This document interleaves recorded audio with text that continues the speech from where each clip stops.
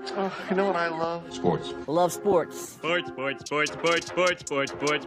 it comes to Texas A&M. Where are you getting this information? Let me tell you. Welcome to TexAgs. I need to talk a little sports with you, Ags. David Nuño here with TexAgs Radio. Billy Liucci here on TexAgs Radio. Olin Buchanan. We will develop men. We will graduate players. And we will win championships on the field. The best way for us to win is to do it together. Do you realize everybody knows who you are right now? Very thankful for 12th man. They've won us games. Been in college baseball for a while now, but I've never experienced anything like 12th man. That's about as pretty a throw-catch combo as there is. I saw the safety roll, the slot fade. I knew where I needed to put the ball. Our skill set worked great together. Like, he was more speed and I was more power, and then we put together, it was like thunder and lightning, you know. You know, if I'm betting on anybody, it's the Aggies.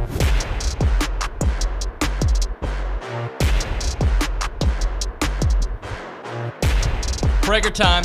Welcome into TexAgs Radio, presented by David Gardner's Jewelers, Rollo Insurance Studio, Go Hour, presented by The Warehouse at CC Creations. Today is Thursday, July 25th, 2024. David Nuño and our Heisman Trophy voter, Olin Buchanan, biggest baseball fan in the room. OB, good morning, buddy. Good morning. It is a good morning. I'm going to read Hayden Schott's retweet yesterday after Ryan Prager. I want to make a joke about the Angels so bad right now, but I'm holding back. The hammer is back. The religious diversity on the team is at an all-time high. Sounds like a perfect Hayden Schott tweet, and it sets the tone and the mood for that clubhouse, which is, as we know, awesome. Well, that is certainly exciting. One time, about a month ago, Ryan Prager was in the office, and I was having a brief conversation with him, and he actually said, "Yeah, I could come back." I said, "Oh man, really? What's it going to take?" He said, "I got my wallet out, like I got $20." We're having a funny conversation, and I didn't take him seriously. Yeah. And then when he got drafted as high as he did, I thought, "Oh, there's no way he's coming back now." I was listening to Richard and Bronny talk about it.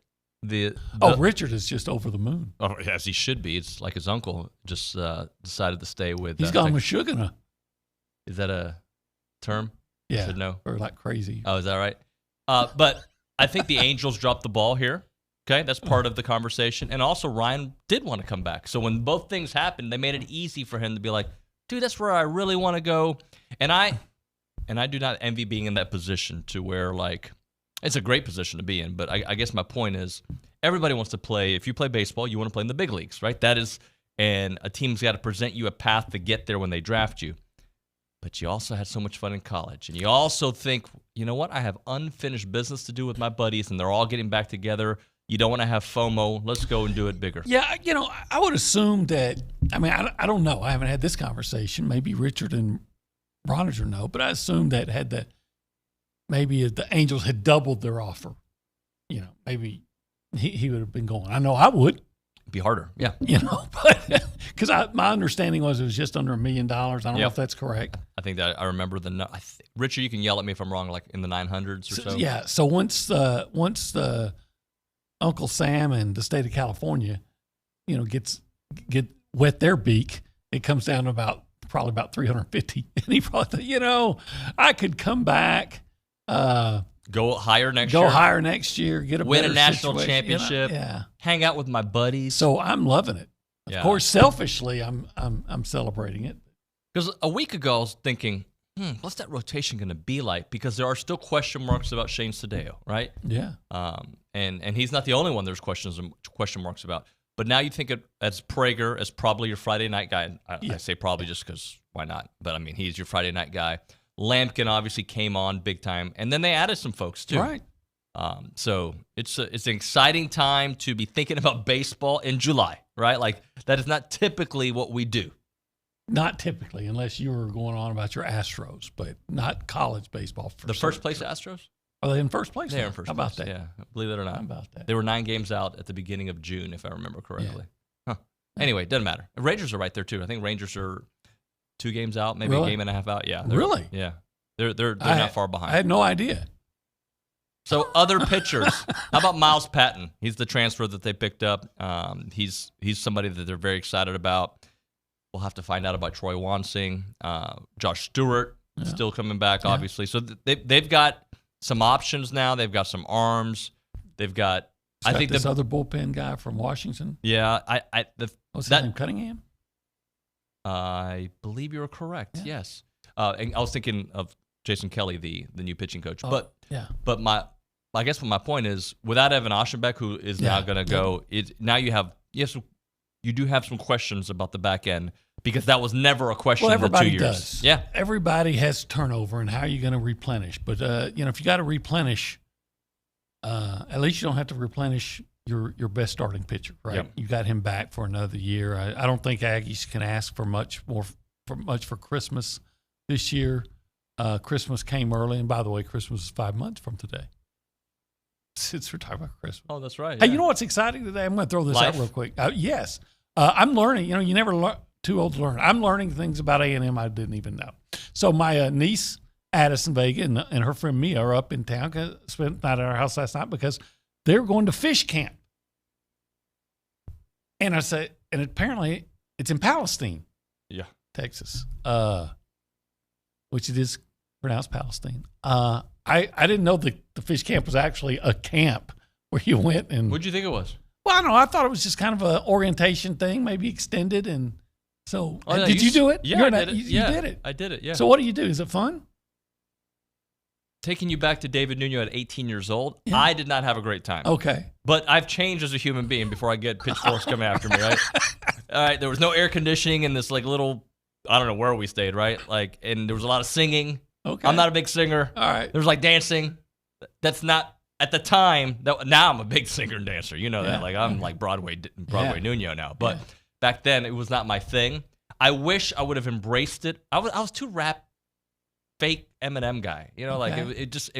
I wish I would have waited a year to do fish camp, which I know is not how it works. But just a little bit more seasoned in the ways. I wonder this is the way. I wonder how many people went and would say, you got to do it. It's great. Everybody that went had a blast, but me and the other kid from A-Leaf. Because we thought we were hood. I don't know. I apologize. Fish camp, I'd do it again now if I could. Okay? Do you eat fish? I love Do I eat fish? No, I mean at fish camp. Oh, no, I don't remember eating fish. Okay. Anyway, I just thought. But I do eat fish. And I went fishing yesterday with Steve heard Nagley. about that. Yeah. Thanks for the advice, Steve. No, it was just you had to be ripped. Yeah. I caught 0 fish. 0. 0 fish. 0. I got bites. I got nothing. Steve all day. Really? Yeah. Oh yeah. Crappie. Doesn't matter. That dude was just. Yeah. He was good. We had great talks. I once caught a crappie in Lake Palestine. Is that right? So it kind of brings it all together. Huh. There in a porta potty in Palestine, huh? In a porta potty? No, in the lake. I just said Lake Palestine. Okay, just making sure. I don't know. They have porta potties in Lake Palestine. No, it was a fish. I caught him on a lure. Okay, you did. It was actually a pretty good size one too. When's the last time you went fishing? Probably 5 years ago. Oh, Steve's listening right now. We're all going. Yeah, we went, but I went fishing down in South Padre. We went to Somerville. In August, they have something called TIFF down there. It's the International Texas International Fishing Festival, and it has nothing to do with fish camp. Okay. Even though you can camp down there while you're fishing. As you should. Yeah. But so I went down there. We basically I threw a hook in the water. And I actually caught one fish. Yeah. I caught one red snapper. Okay, back to fish. Should we get back to Prager? Yeah, let's Prager. So who probably eats fish? Lox and bagels? I don't get into their dietary needs, but if he wants fish, we'll buy him a fish. We'll have to ask Richard Zane about this, but lox, isn't that like a salmon? Lox, isn't that some kind of salmon? Yeah. They put it on a bagel. I think that's a big Jewish delicacy. Yes. In the delicatessen. By the way, if you want to be part of the conversation this morning, as I try to bail out, 979-693-1150 is our phone number. If you call us, we'll pick it up on the Boss Firearms Hotline. I like the way I say I like boss. that. Yeah, Boss. Boss Firearms, your local experts. They buy used guns, ammo, accessories. BossFirearms.com. Start earning money like a boss today. All right. We didn't time it as well as we usually do. Yeah. Anyway. Whew. Should we go around the room and check with people? Let's do that. Let's go around the room and say hello to the people. Behind the glass, we find Paid. Cade, who is Paid Bickham. Yes, that is true. Yes. How are you guys doing this morning? Buddy. Oh, how are y'all doing this morning? We're doing well, thank you. Yeah, I'm doing okay. I'm in a good mood. I'm doing great. Nick wanted me to ask you, David, did you use a push reel when you were fishing yesterday? No, I did not. Okay. Which was the push reel, the little... Yeah, that's... Yeah, we did use that one. I don't know the names. Yes. Okay. I'm just a doer. Yeah, all right. You ever fish with a cane pole? Never. Okay. Have you? Yeah. Fun?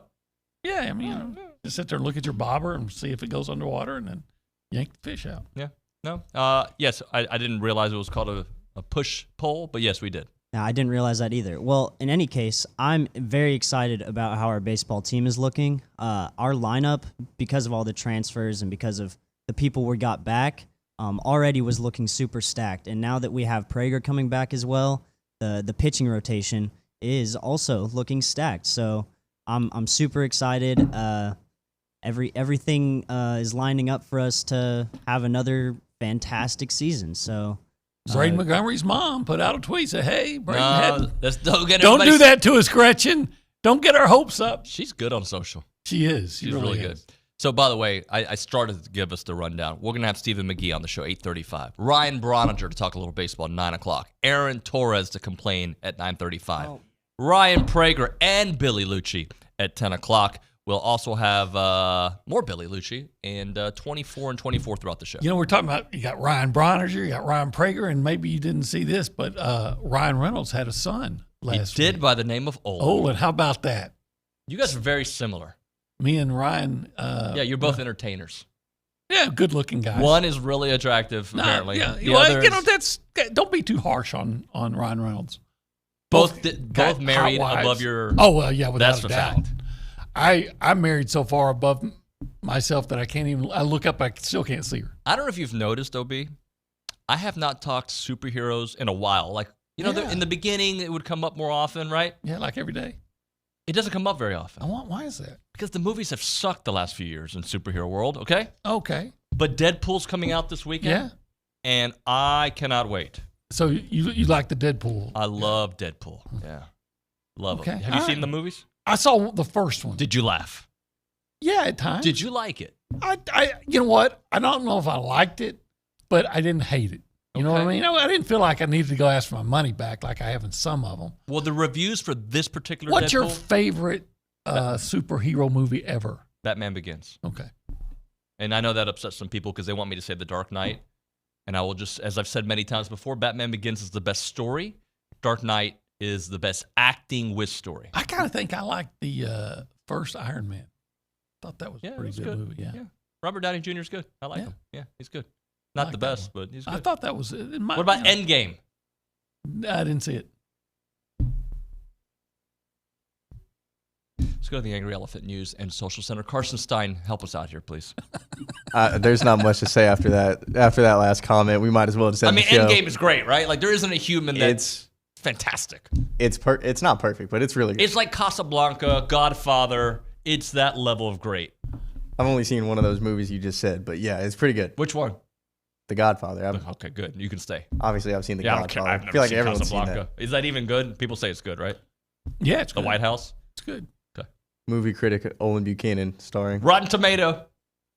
Just wanted to touch in on this. So the NFL Top 100 has been releasing their list, and Justin Madubuike came in at number 61, making his first appearance of his career. And last season, he recorded 13 sacks and received a 4-year, $98 million extension with the Baltimore Ravens. What a steal he was in the third round. Yeah. Oh, who was Bronny talking? Not Bronny. Excuse me. Jason Howell made a comparison yesterday in his article to Justin Madubuike. I can't remember. I'll have to look at the column, but like an Aggie player as a commit. Yes, yeah. There as was a commit. As a commit. He was doing the comparisons, and one was I got to go back and read it. Continue on, Carson. And then I also wanted to touch a little bit on some of the recruiting aspect. Jonah Williams announced last night that he set a commitment date for August 24th, with the finalists being Texas A&M, Oregon, LSU, USC, and Texas. Great company to be around. Yeah. A&M, I think, is in a good spot from what I hear. Obviously, LSU in the mix, Texas in the mix. Is he a Galveston Ball tornado? Golden Tornado? I believe so. Mike Evans needs to give him a call. Baseball player. The guy's he's a stud. All right. Call him up, Mike. We're going to do 24 and 24 in a couple minutes, but we got a couple minutes left here in this segment. Can I just take a moment Have you seen the Deshaun? Yes. You have? Deshaun Foster. Yeah. Can we watch it for a moment? I'm not making fun of the guy. Okay. I do think it's no promises. I might. I'm not gonna make because I felt like saying, hey, bro, come here, I got you. I felt like saying you need Alan Cannon in your life to help you. How about writing something down before you go? Yeah. I'm gonna show up this weekend at PKO preseason kickoff. No script, just going top of my dome. Actually, I could probably do that. It'd probably be fine. But let's go listen to Deshaun Foster. Is Foster? Yeah. Who, by the way, running back at UCLA. Yeah, he went to UCLA. Yeah. He's been an assistant coach there forever. Yeah. And I learned that UCLA is in Los Angeles. Check it out. Yeah. Coach Foster, welcome to the Big Ten. We'll begin with your opening statement. How you guys doing? I'm happy to be here. Glad to be a part of this great conference. Finally putting two great emblems together, UCLA and the Big Ten. We're a school that's won, 123 championships, so this fits us being right in this conference. Football-wise, we're just excited. You know, I'm sure you guys don't know too much about UCLA, but our football program, but we're in LA.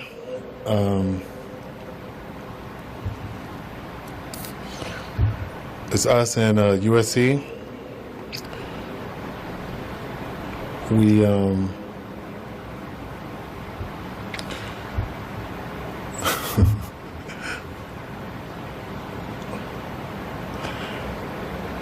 I'm just basically excited, really. That's it. Any questions? So I haven't gone back and watched the rest of the presser. I feel like he'd probably do fine in the Q&A portion of it.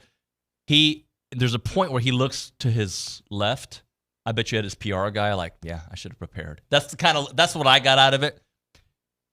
Brad Marquardt would never let that happen, for the record. Ever, right? Yeah. Brandon Collins, all of them. Rachel, none of those, like, UCLA PR people. Talk to your coach, prepare him. I just know that I've got this vision of UCLA boosters and just doing the whole hand to the forehead. I'm like, oh God, what have we gotten ourselves?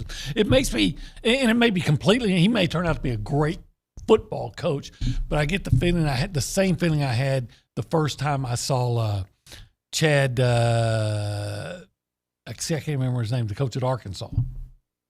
The first time Chad Morris? Morris. The first time Chad Morris went up and started, and I kind of have the same, and he wasn't even that bad, but I remember thinking, Chad Morris, you are way over your head. In college football, where recruiting and image is everything, right? Like, by the way, I didn't know USC was in the same town. It was good to learn that. At least I got that part of it. I'm glad to know that UCLA is in L.A. That must be what the L.A. is in UCLA. Los Angeles. Yes. Yeah. I feel bad for him. Did you not feel bad for the guy? Great suit, by the way. Awesome suit. I felt uncomfortable watching it. Yeah. I kind of like when the few times I would be if you followed women's basketball back in the day, when Peggy Gillum would do a post-game press conference when she was the head basketball coach for A&M women, and I'd feel uncomfortable watching someone struggle to talk. Yeah. But he strikes me as a guy that did absolutely no preparation for anything. Like they didn't know that he was going to be asked to give an opening statement. You're going to go up there and answer some questions. Okay. Yeah, cool. I got that. Oh, and there's an opening statement. What? He walked up with confidence, and then the moment he saw the red light on the camera, he's like, oh, snap, this is real. Yeah, so what's he going to be like on the sidelines on a Saturday 100%. night? Yeah. He might be great. He might be. I mean, it's UCLA. Does it matter? UCLA, there are two programs in the country that people that follow college football for a living always say, they're the two biggest mysteries in the sleeping giants, and one of them is UCLA. Yeah. And you know who the other one is? Who's the other one? Texas A&M. Yeah. If I'm him, I lean into my mistakes and I joke with it. I'm proactive about it. Like, that was terrible. This is what happens, guys, when you don't prepare. Yeah. Well, for Appalachian State, this is what happens. And he can say, and you know what? He can lie, but this is what I do. I say, and I made a point to my players. You go in there, I want to just look like I was unprepared, and this is what happens. Oh, no, that ain't going to work either. I might try it with my players. That ain't going to work either. Can you do your best Deshaun Foster, unprepared, 15, 20 seconds on the Association of Former Students? Yeah. Well, you know, it's an association. And it has former students. I could be the vice president. It's an association, and the students in it are former, but they're associated with students because they're part of the association, and they're not really students. I think they're I need former. more pauses. If you can try that again. There's association, and they're associated with some students that are former students, which means they're no longer students. They're former, but they're still associated. Hey, look to your left and be like, for help. Sorry. They're former. By the way, they are the premier alumni association. Serving. I should give them their actual spot here. Association of Farmer students at Texas A&M. We got some farmers. Heck yeah. And we got some former students. If you like to, if you want to work for a great organization that actually can finish a sentence, you go to the Association of Former Students. They prepare, trust me, Porter Gardner prepares for his meetings well in advance. They're looking to add some people to their team. If you share these values, which I know you do because you love being an Aggie, excellence, integrity, leadership, loyalty, respect, and selfless service, you need to look at the Association of Former Students because they got some positions open. And if you'd like to do that, tx.ag/association jobs to apply and get more information on each position. It's the Association of Students. They're former, which they're no here. That makes them former, but they're still associated. Longest spot ever. We'll see you in a bit.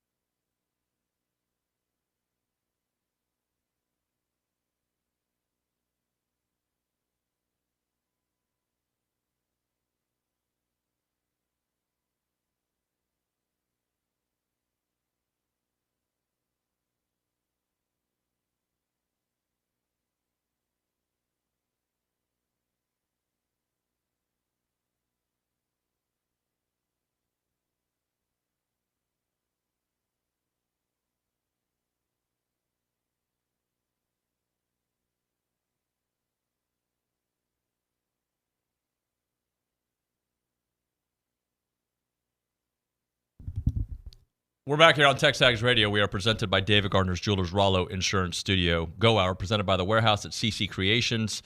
John in Cyprus, I guarantee the SID and people tried to work with him, and he said confidently, nope, I got this, man. Y'all chill. He tried to wing it. Be cool. Not surprised in the world we live in where people try to fake it till they make it. Better not fake it.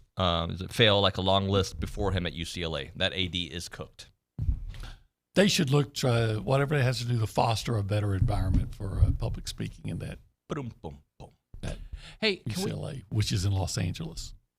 What part? Sorry. Actually, it's in Westwood. It's a very nice part. Nice area. Yeah, it's right down from Rodeo Drive. And USC is in the hood, right? Or Yeah, close to it's the hood? near Watts. Yeah. Yeah. I know one day I was covering a game at the Coliseum. Yep. Ohio State and USC to open the season. Got there early, like I always do. That's a really nice area in the Coliseum, right? No. No? I thought the hills, like going up. Yeah, there's some hills around, but no. Okay. So I'm coming down Figueroa, which is I know that road. I know that song from rap songs. Yeah, so and I got to where I wasn't in the right lane to be able to, so I had to go up and turn around. Okay. I made a left and into a neighborhood to just turn around. I'm talking about one block off of Figueroa. Yeah. I'm telling you, that had to be the setting, the actual setting for Boys in the Hood. I'm sure that's Ricky. What happened to Ricky? He got. And you know what? USC running game has never been the same. Just like Florida State for years, but they never overcame. For years, Florida State, the quarterback situation, never overcame the injury to Lance Harbor. Trey had a successful run there from that area. I'm just talking about Doughboy the didn't make it. USC running back situation. I thought we were talking about Boys in the Hood. We are, Ricky. Ricky was the running back. He was going to USC on a He would have changed the trajectory of that program early on. Without a doubt. No doubt about that. They never really recovered. He would have never played for Deshaun Foster. He certainly spoke better. 24-24. Brought to you by FBS Appliance. They're committed to delivering an exceptional experience from start to finish. You can trust them to provide unparalleled service and support every step of the way because FBS Appliance is your trusted appliance store. Visit any of their 8 showrooms across Texas or find them online at factorybuilderstores.com. Number 22 is the tight end, Trey Watson. Trey Watson, transfer from Fresno State. What was his numbers last year? About 32, 33, 34 catches at Fresno State.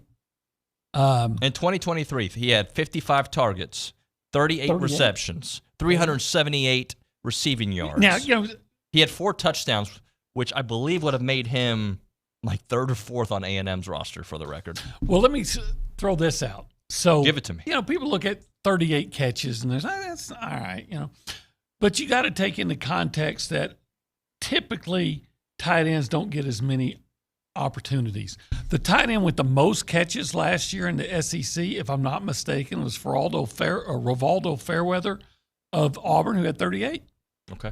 The tight end with the most receiving yardage last year was it's the guy from Ole Miss with the funny name, Caden Prescorn. He's the guy that and he had 30 catches for 449 yards and 4 touchdowns. And he's the guy that Durkin wanted to, with him split out, Durkin wanted to cover him with Fidel Diggs. Yep. So that's probably why I led the conference in tight ends. But the point I'm making is, I don't know if Trey Watson, I'm not going to say he's going to meet those numbers, but those numbers would be in line to the most productive tight ends in the SEC based on last year. Couple things about it. First off, he's got a great relationship with Jalen Henderson. They played together, right? Mm-hmm. So there's that. Not that Jalen's going to be the starting quarterback, but that was a part of the conversation. Washington wanted this guy. He was committed to go to Washington until Kalen DeBoer decided to go to Alabama. Then he revisited the opportunity to play at A&M. He's big, 6'5", 245 pounds. Yeah, looks like a tight. And we saw him in the spring game. He looked good, moves well. The things you're looking for in a tight end. Good size, able to move. Obviously has good hands or he wouldn't have that many catches. Saw this note. His 4 touchdowns would have tied him actually second on A&M with Jake Johnson and Evan Stewart. So, yeah, there you go. So, he's a productive guy. Now, are they going to throw the ball to him? Well, I would think this year, unless one of those or a couple of those receivers really break emerge, out. I would think A&M will be looking for their tight ends quite a bit. And, here's a guy that's obviously shown he can play and be productive at the major college level. Yeah, and by the way, at Fresno, they throw the ball a lot to many different receivers. So he's going to get some opportunities here. Let's look at, you know what, I'd like to look at what his average per catch is. Is that still up there? Because it makes me wonder, what does he do? Average yards per reception, 9.9. Okay, that's not bad. Average depth of target, 7.9. So he's catching the ball and he's getting a couple yards after, right? Like I can remember the kid from Dickinson that, man, I'm getting so old. Had the big pass interference call against Alabama. Jalen Weidemeyer. Weidemeyer. Yeah. He could catch it and really run with it. I can always remember Jay Sternberger carrying a couple of people about 30 yards against South Carolina. So hopefully he's a guy that can not only catch it, but he can do something with it afterwards. I know Donovan Green can, but hey, maybe this kid can too. One of 27 tight ends with 50 or more targets in college football. And why are you throwing to him that often? Because he can catch it. He can catch. Make some plays. Don't fumble. Please don't fumble. All right, we'll hit a break here. We'll come back. Are you familiar with QB1 from Paragon Financial, Stephen McGee? I am familiar with him. He's good. In fact, I might have referenced him in a column. Recently, right? Yeah, like yesterday? I was going to say, it was recently.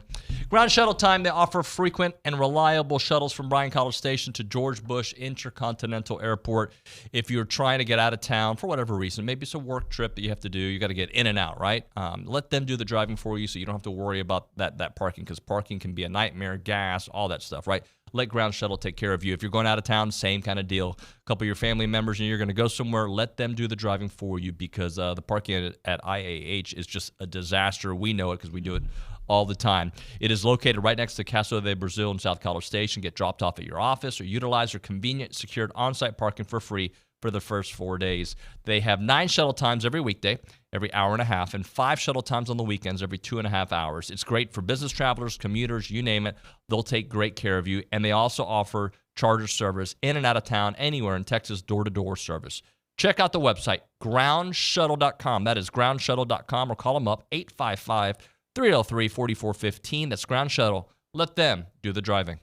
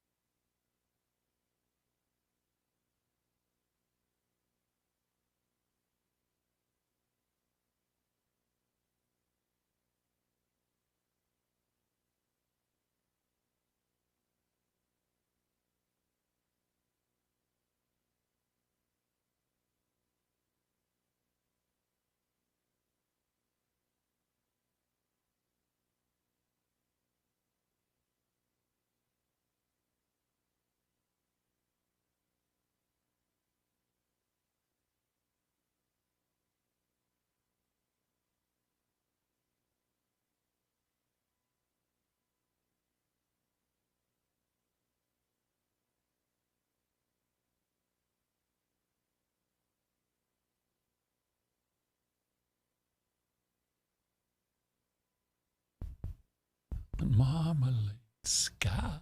Who is this? This is John Lennon singing for the Beatles. Lucy in the Sky with Diamonds. You know, I'm sure a guy like you are very. I love the Beatles. Yeah, I'm sure you're very. I know I've familiar heard with the this. song, but you drop some acid to it, LSD. never Lucy in my in the life Sky have I with done Diamonds. acid. Believe it or not, not one I time. believe that because I haven't either. Or LSD. The same thing. Yeah. Or a cigarette. Nothing. I'm with you. All those things. Clean Mr. living. Clean, baby. Clean living. Hey, TexAgs Radio presented by David Gardner's Jewelers, Rollo Insurance I'll drink a Studio. Monster though. You'll drink like 3. Go Hour, presented by the Warehouse at CC Creations. We need to get them as a sponsor. No, because there's always a counter to it, right? Like Team Coffee here, buddy. But I'm not on my best when I had a Monster. Yeah, but I like you as a friend too much. I don't want you to have a heart. I'm not doing CPR during the show. I'll wait till after the show because I got stuff to do. Let's go to the Boss Firearms hotline. I believe Stephen McGee is there. Stephen, are you there, buddy? Steve McGee, who once ridiculed me for drinking a Bang. Pardon? You remember that? You remember that, Stephen? You're too old to drink that. It's it can't be a go hour without a Monster or I guess a Bang. I haven't seen Bang in a while though. I feel like they've disappeared. I hope we come back with She Bangs by Ricky Martin on the other side because I know it's on Stephen's playlist. Oh my gosh. What's that song about? Ricky Martin. The song. Huh. Anyway, Stephen, we're doing 24 and 20. I used to start every morning with a Bang, and then I was told that they're bad for you, so I stopped drinking them. Oh, okay. But I so I only drink them now when I only have a Monster or a Bang in the morning on special occasions. Like if I didn't sleep really bad the night before. I don't know sometimes where we're going. Hey, number 22 on our list is Trey Watson, and the tight end, and not that I expect you to do a deep dive into Trey Watson, but I'm just curious how you think the tight ends will be used with Colin Klein and hopefully what they're able to do offensively this year. Yeah, I mean, it's an important position. I've always said tight end is one of the hardest positions in football to play because you've got to master all of the offensive line calls in the run game and the pass game. And at times you're in pass protection lined up against some of the best pass rushers in the country, guys that are going to be projected first-round picks off the edge. And you're one-on-one on the perimeter as a pass blocker. And then you've got to know all the route tree, right? Because you're in all the pass game. And most often if an offense has hots, which means that you're not picked up in protection, it's the tight end that is the one responsible for handling a lot of those hots. And it takes smart football players to play tight end. It takes physically tough players. That's one thing that you can't compromise. And then obviously the talent aspect, right? You need big, tall, long guys that can run. And look, it's yet to be determined what this offense is going to be under Colin Klein, but I would imagine there's going to be quite a bit of zone read stuff, a lot of shotgun, and opportunities on, keepers and RPOs for the tight ends to have a big impact. And I would imagine that we have, quite a few, 11 and 12 personnel sets where they're going to get touches and opportunities. Different looks, I would imagine, from Jimbo's offense where it's more pro style, hard play pass underneath center stuff. But nonetheless, tight end is a very important role. Stephen, one of the cliches that I hate the most is, the tight end, that's a quarterback security blanket. God, I hate that. But so tell me, as a quarterback, and if I'm not mistaken, you played with a very athletic tight end, why is the tight end the security blanket? Or maybe you hate that phrase as much as I do, but tell me. My wife says I have a tight end, so I've always liked that phrase. But I'll say it depends on the system. Well, she would know. So it's it's Jason Witten was the quarterback's best friend, and I can say that wholeheartedly. Tony Romo wouldn't have had the career he had without Jason Witten. There's no doubt about that. In that system, we had 35 protections going into any given week, and those 35 protections, every one of them had a different weakness, meaning that if they brought a certain type of pressure or they lined up in a certain type of front, they could expose and force the quarterback to be hot, i.e. we can't protect one of the guys or two of the guys that are coming on a blitz. And so it was responsible of the tight end, generally speaking, to be that answer, to find the little quick answer, to adjust his route and be the quarterback's safety blanket, if you will. So that's really twofold. It's number one, understanding the protections, which takes a really, really smart football player, because you're talking about if a guy moves 1 foot, that could completely change the entire protection. One defensive lineman change. And if you're lined up on the end of the line of scrimmage, you have to be able to see that and know in a split second, all of a sudden that my quarterback is about to be hot because this guy's pressuring over here. And so then you have to know where's the hole in coverage, right? Be able to run routes and know, hey, it's cover 2. Now I have to stem this guy inside and push vertical to create this opening before that Sam linebacker is going to squeeze it on an option route, right? So it takes really smart football players, and that is why a tight end can be a safety blanket. But in most offenses, I agree with you, OB. They're just asking them to run the down flat. You need a guy that can catch the football and do simple things well. You think Hunter Goodwin had to learn all those stuff and know when he's going to be the hot receiver? I guarantee. How many times they actually throw it to Hunter? See, I'm not going there. You got to be a very he wasn't the athletic Jason guy. Witten in the offense. He was the the Y tight end is the primary guy, the number 1 tight end that gets all the catches. But then you had other guys. Most NFL teams carry 4 tight ends now, right? Because they can play hybrid. They can play the F position, which is a fullback. Sometimes they line up adjacent to him, more of a pass blocking guy, run blocking guy. So there's which is just a tight end position. If you have a tight end that can block on the edge, he can play for 10 years and maybe longer than the guy who actually catches more passes. 1,000% OB in special teams, right? That's where tight end guys that were the 3rd and 4th guy really make their living, is on being a reliable special teams guy.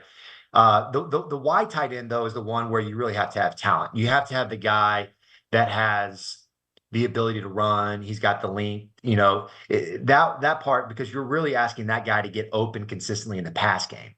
Who's the best tight end you played with at A&M? Martellus. Of course it was. He was unbelievably talented.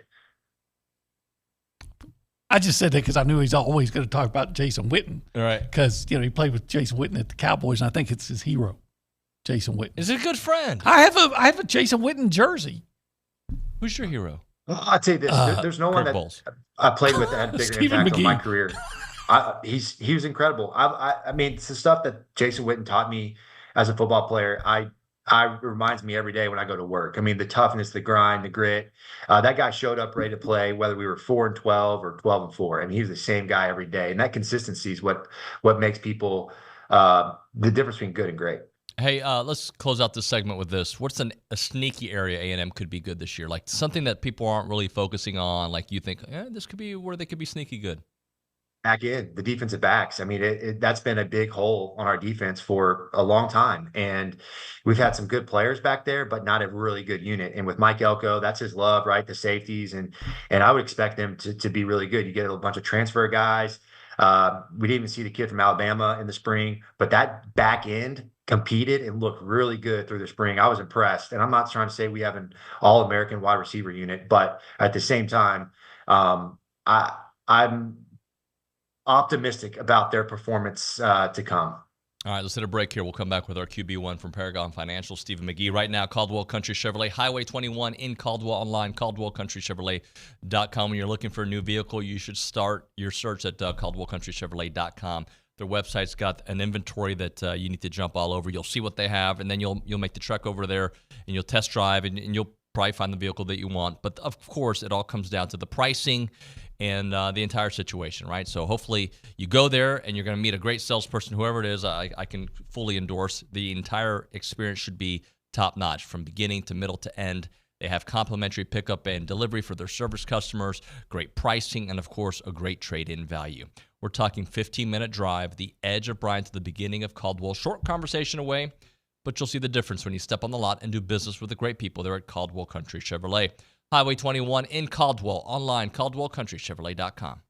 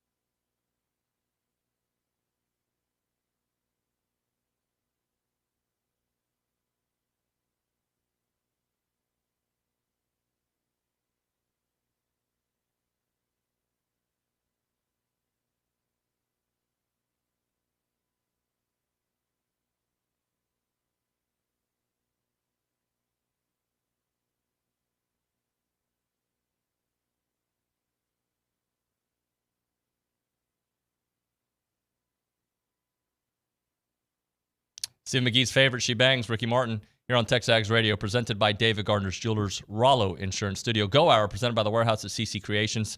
Stephen, you remember this banger? I do. Yes, unfortunately, I do. Did you see Stephen out there on the dance floor with his shirt unbuttoned down to his navel, and he's dancing to that? I don't want to see it. No, I don't. I bet it happened over there, someplace over in Marble Falls, because they didn't have a dance hall in Burnett, so we had to go over to Marble Falls. I guarantee it happened. Somebody has that picture. If somebody played that song at a dance hall in Burnett or Marble Falls or Orlando, Texas, they would get shot. That's not true. Well, maybe up there, because most of the country bars I ever went to, they'd play country music for like an hour, and then they would break in with some of the more hip hop for for like 10 minutes, and then they get back. And then the girls would dance for sure. Well, they were dancing with the country music. Yeah. Hey, let's do a little buy, sell, lease. Stephen, areas of the most improvement. I'm going to give you 3 areas. You give me the buy, sell, lease of the most improvement here in 2024. O-line, wide receiver, and DBs. We saying the group that needs to have the best improvement? No, the area of the most improvement. So not needs. Like, do you think this is if you were to put your money on it, which one of these would you buy as the area of the most improvement? Well, I would start with not the offensive line. I think that's the biggest question mark. And then we said tight end. What was the other one? Oh, wide receiver and DBs. I think DBs are going to be the group that's going to be the most improved. That's my expectation going into week 1 of those 3. Okay. OB, buy, sell, lease. Areas of most improvement: O-line, wide receiver, DBs. Yeah, I'm gonna buy the DBs. I am. Okay. Like all the people coming in. Plus, there's young guys, especially in the secondary. Man, you put a freshman out there, you're asking for trouble. Give them a little more experience, and you'll see them make a big jump. So yeah, DBs number 1. I'm buying. Okay.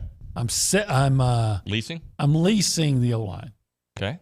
And I'm selling the receivers. Now, that doesn't mean I don't think the receivers can be good, but in the hierarchy. In hierarchy, yes. And the way I'd rank it, I'd put the receivers 3rd. All right. I'll take devil's advocate there, and I'll lease the wide receiver group with, the transfer kid from La Tech. Then you have Noah Thomas, if he stays healthy. Ja'Day Walker's had some good moments. So I'm not saying we're lacking ability. There's definitely some moments in that group. And of course, Moose Muhammad's made some nice catches as well. But as an aggregate, I would say the biggest question mark I would sell is the offensive line. That is yet to be proven. And to OB's point, though, by the end of the year, I would not be shocked because of play calling, by getting guys an extra year of experience, and quite frankly, just putting them in a position to succeed.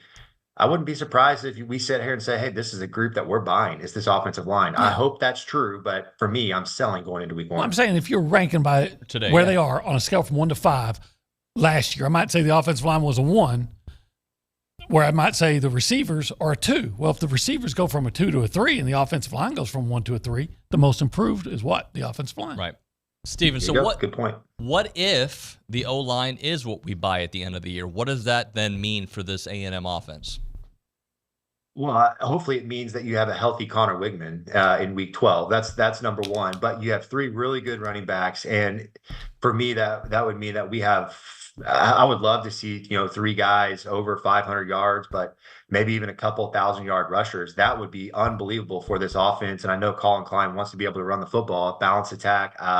That would mean we're going to have a good football team if we're doing those things, because I believe that we're going to get some plays in the pass game with Connor. Hey, you guys, I don't know if you saw Lincoln Riley yesterday talk about, he says stuff, and I'm just like, I mean, even though I get it, like, shut up sometimes. This is not a big deal, but he says they asked him about trying to keep the Notre Dame game alive. He says, if eliminating the game would help USC win a national title, they would look at it. Does this guy just hate competition? At least he projects that image, right? Yes, there was a thought, and I happen to agree with it, that a big motivation for him going to USC and not LSU was that he didn't want to participate he didn't want to play in the SEC. Yep. And then I'm sure he got the idea, found out that Oklahoma was talking about the SEC. I don't want any part of that, but he probably had no idea that at the time USC was looking at the Big Ten. And yes. now, no Notre Dame. Stephen, chime in here. I understand the concept behind it. I don't think a head coach should project that image. I agree. Yeah. Even though as a head coach, you probably want your 4 non-conference games, especially if you're in one of the 2 toughest conferences, to be cupcakes. I would want that. I really, really would. But I think we're all headed toward a super conference eventually. And I think the schedule is going to be what it is. I think you're going to have 12 tough ones, which I like that. McGee played for a coach who had the tough opponents on the future schedules removed, so they could play easier, to try to have an easier way to bowl game. And I think if you have that mentality, you just have a loser's mentality. And they didn't do well. Stephen, have a great weekend, buddy. Thanks so much. All right, guys. See y'all. See ya. OB, great job, buddy. Thanks. But I understand there's some audio issues going on TexAgs.com. Okay. YouTube is working. The Zone is working. All right, so check it out. All right, we'll hit a break here, and CW is working. Hey, guys. We'll hit a break. We'll come back with Ryan Brauninger on TexAgs Radio. We'll talk to you in a bit.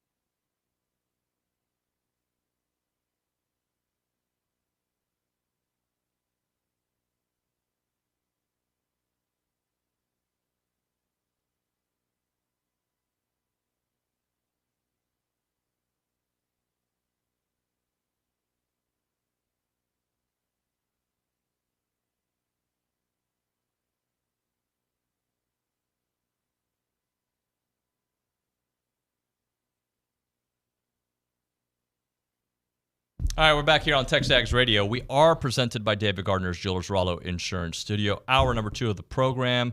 Ryan Brauninger is joining us now to talk a little baseball. Didn't get you on the show yesterday. How you been? Good, man. I feel bad. Well, I don't really feel all that bad. I had told you that I had games this week, and I did, but they got canceled due to the weather. Sure. And you had already scheduled Jason when I found out that my game yesterday was canceled. So, Jason's great. Yeah, and then this morning I didn't think I was going to be able to come in, so I scheduled Liucci with Prager. Yep. Or Billy wanted to come in anyway, but so I did feel, and that my game got canceled again like 5 o'clock this morning. I think I texted you like 6 o'clock and said, "Hey, I'm gonna 5:45." Yeah, I was available. So You wake up that early typically? When I have stuff to do like that, we were monitoring the weather. We had kids coming in from Corpus that were going to play in the game, and so we wanted to make sure that we got news out as early as possible to all of our kids. So. Yeah, when I had stuff like that, and then I just, you don't go back to bed when you get up that early. All right. Obviously, the big news, and it's huge news, is Ryan Prager is back. Just how do you understand I know you all did a rapid reaction yesterday, but just for this audience, how do you think this all kind of came about?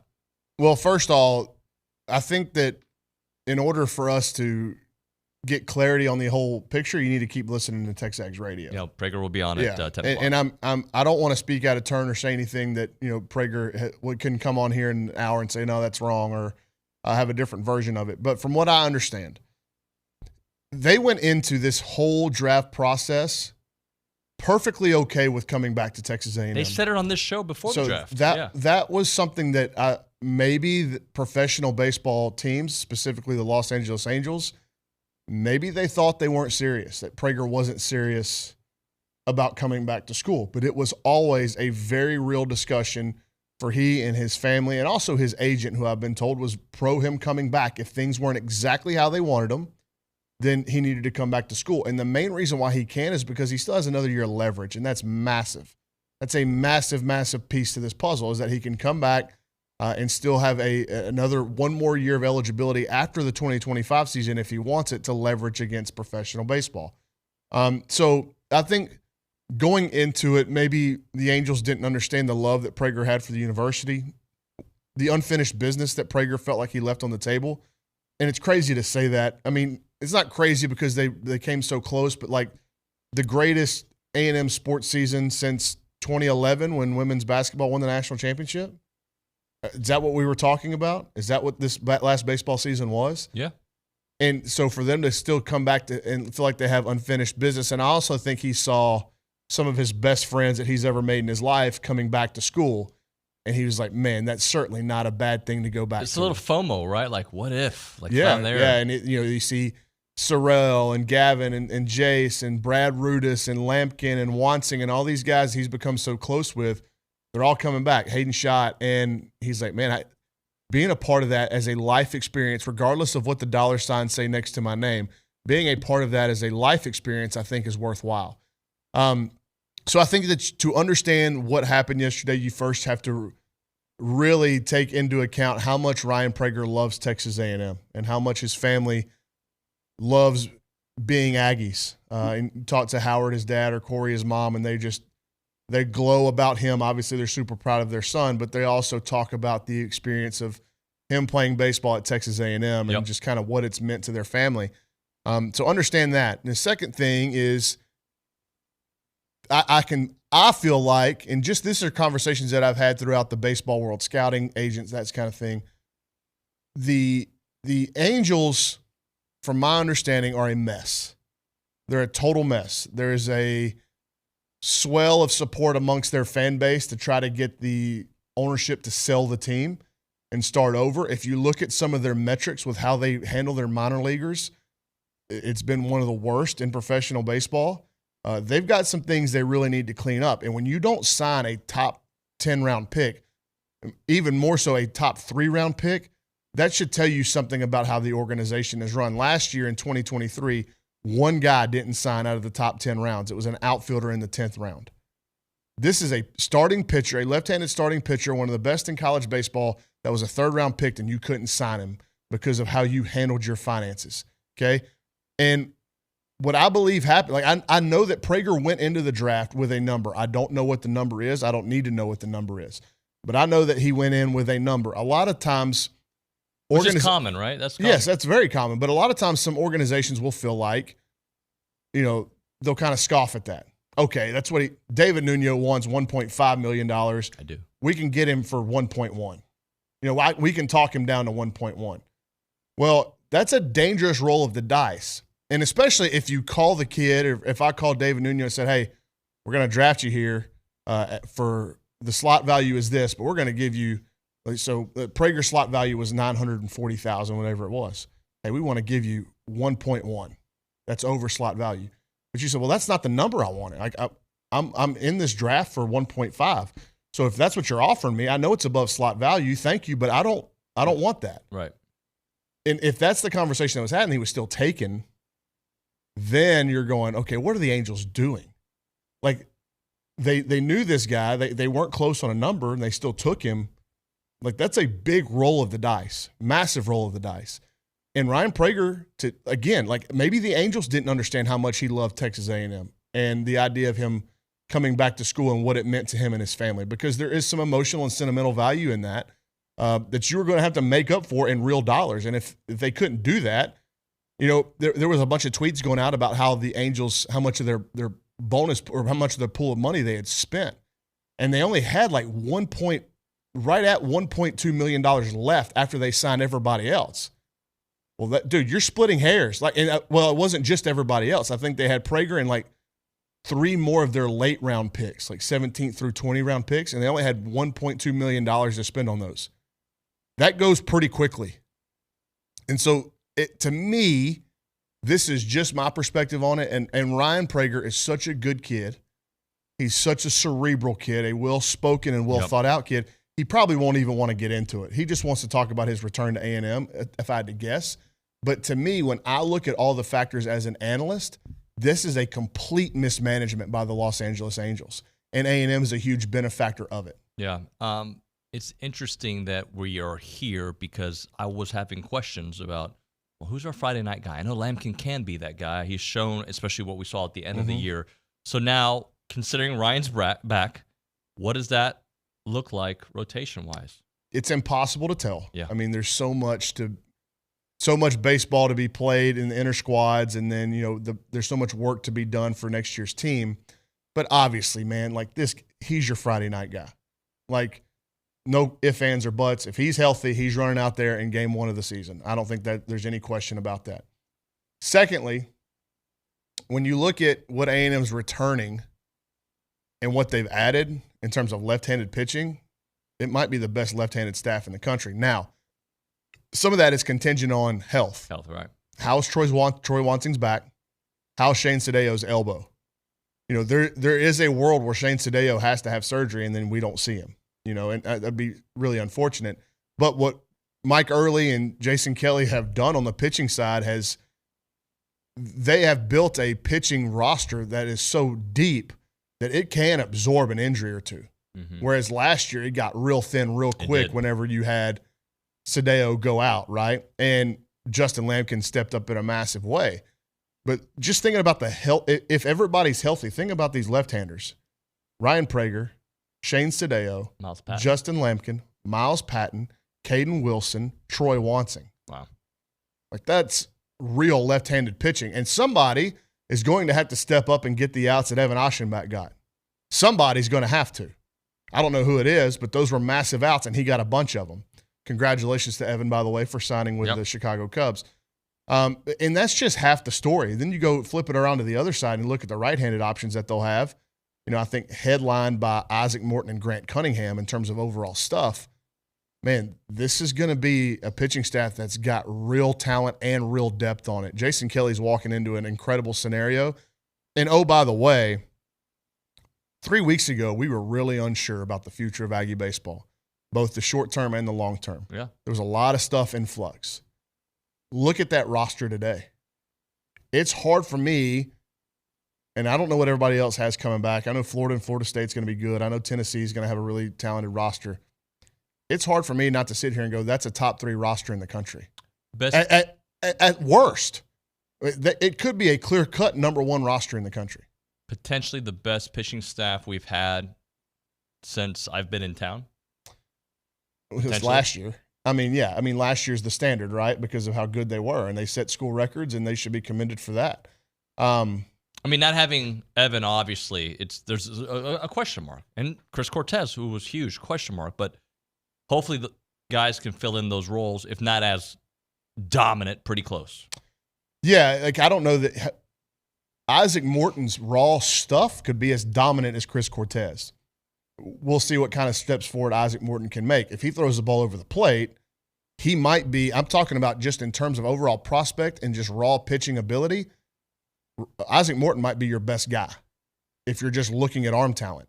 But, yeah, somebody's got to step up and get those outs. And, you return a lot of key bullpen pieces. And, I talked about the right-handers, and I left off Josh Stewart and Brad Rudis, who are super seasoned. And Josh Stewart was incredible down the stretch last year, especially in Omaha. So, man, these inter-squad scrimmages, and when you look at the depth of the offense now, some of these inter-squad scrimmages are going to be really, really competitive, where you're going to probably have, maybe the starting outfield or perceived starting outfield is on one team and the perceived starting infield's on the other, and you wouldn't be able to tell which one is which if you go out there and watch an inter-squad because of how the depth of the talent. Like, just look at catcher, man.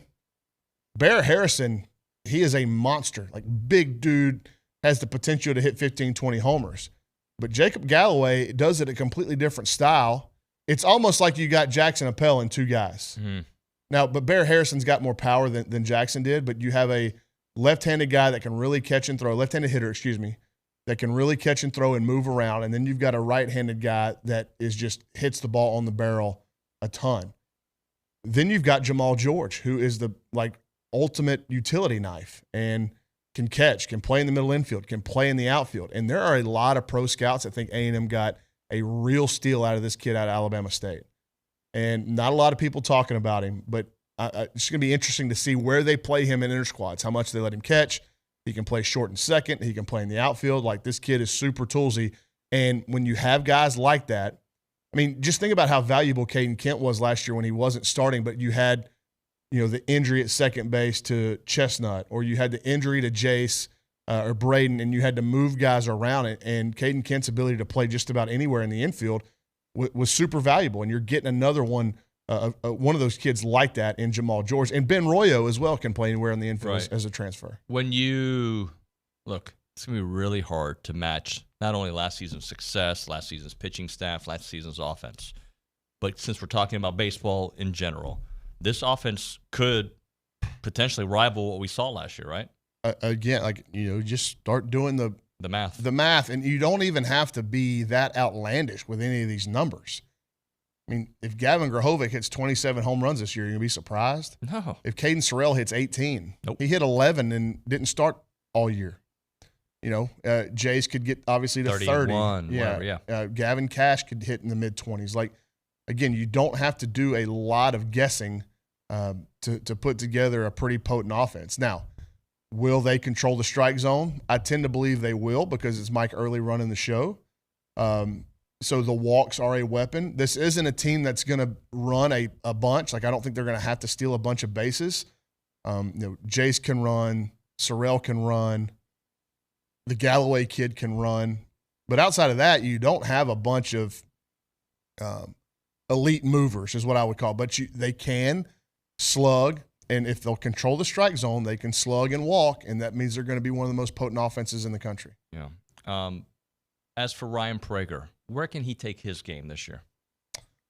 Well, a lot will be, you got to understand that he's coming back from Tommy John, and obviously he had one of the best years we've ever seen pitching. But these guys that come back from Tommy John, it's almost like they get a little bit more of a window of a growth spurt, if you will. So there's a good chance that his velo now with Jeremy McMillan could go up. Now, I'm not talking about he's going to throw the ball 95 miles an hour, but whereas he was a lot of 88s to 91s, maybe does he get to 90s to 93s? And with the spin rate and the release height of the fastball and kind of that awkward angle because he crossfires, how much does that help a fastball that plays well already play up even more? And you start talking about increasing a profile of a pitcher. That's one thing that the scouts will look at, and it's a raw data point, and it doesn't tell the whole story. But if they go, okay, last year his average fastball was 89.8, and this year his average fastball is 90.7 or 91.1, then you're going, okay, like there was a big physical jump. It's going to help the fastball play even more than it does. And then like just the continued progression of those secondary pitches that we saw make huge jumps. Like that's where I think the growth happens, is just on the physical profile of Ryan Prager. And Jeremy McMillan will be tasked with doing a lot of that. And then if you get back-to-back years of that version of Ryan Prager and better, what does that do for his draft profile? Yeah, so if you're back-to-back one of the best pitchers in college baseball, and you've already been picked in the 3rd round, and so there's plenty of people that had him in that area. And there may excuse me. There may have been some clubs that had him higher than that, but you know, it was a financial thing. You got to, like, the baseball draft is so weird, man. Yeah. It is so different. So, you know, I think he could come back to school and make himself another $1 million or two. Honestly, I do. Yeah, that would be huge. Let's explain to me, because I'm trying to remember Alex Bregman when he got drafted by the Astros. If I remember correctly, the year prior, they could not sign who their first-round pick was, and they got that pick back. They get the money back. But you get a pick as well, yeah, right? So it's like it's called compensatory, or in the top 10 for that. Well, right? no, it's in the it's at the end of it's like one of those sandwich rounds. Okay, that's where it's like competitive balance or something like that. That's where one of those picks comes in. But you also, I believe you get that money back, but I could be wrong on that. Don't quote me on that. I have to go research. But you do get a pick out of it because you didn't sign a top 10 round choice. But the Angels have so many more problems than that. Like, again, I just started making phone calls to various people that I know in scouting circles. And like, look, man, like, and it's not, I'm not talking about the Angels scouting department. It's the like front office and how it's managed. And them not signing a top 3-round pick is crazy. Right? And congratulations to Chris Cortez. He got the money he wanted and he signed. Yep. But for them to leave a guy like Ryan Prager on the table, and then, you know, just some of the stuff that I had heard about how they were trying to entice him to sign for less than his number, I was like, this seems like college football recruiting, and those pitches that might sometimes work on a 17-year-old are not going to work on a 21-year-old kid like Ryan Prager, who's just so intelligent and so self-aware. Have you so if you remember when Elko took over, there was a couple of months where he didn't see anybody, right? He was just working at 1,000,000 miles an hour trying to get acclimated, get his staff, his team together. For Coach Early, who's already been here, it's still probably the same thing. Have you heard how the transition Well, I is going? think it's slowing down, finally, for him. And I think it's because now with Prager done, you know, your roster is about set for the fall. What he is doing now is pounding the pavement on the high school recruiting front. I do know they've had some of the best 2025 players in the state of Texas in this week. One of the top uncommitted kids I know was here yesterday or maybe today. Coach Early was going out to Atlanta, Georgia to watch some more high school kids. Or maybe it was North Carolina. I can't remember where but he was out on the road recruiting at one of these national showcase events and then was coming back to College Station so that he could do preseason kickoff. Yeah. He's we're excited about having him out there, and hopefully you all will be a part of it. If you're going, I think our premium board, you'll be able to watch it as well. Do you expect any more baseball news, or is it at this point the roster is pretty close to being set? Yeah, right? You just you never say never with this stuff, right? I do think that I'm waiting on a couple of pieces of information that I don't think will be they're not roster related, but it will be good for the program type stuff, and I think the fan base will really enjoy it. You know, I'm waiting on a green light on one of them. Okay. I think it's over the line, but you know, you never want to burn any bridges with this kind of stuff. So I'm waiting on one of those. Obviously, one of the big things that I think everybody's looking forward to is, all right, they got the roster settled. What is the next step in the stadium plan?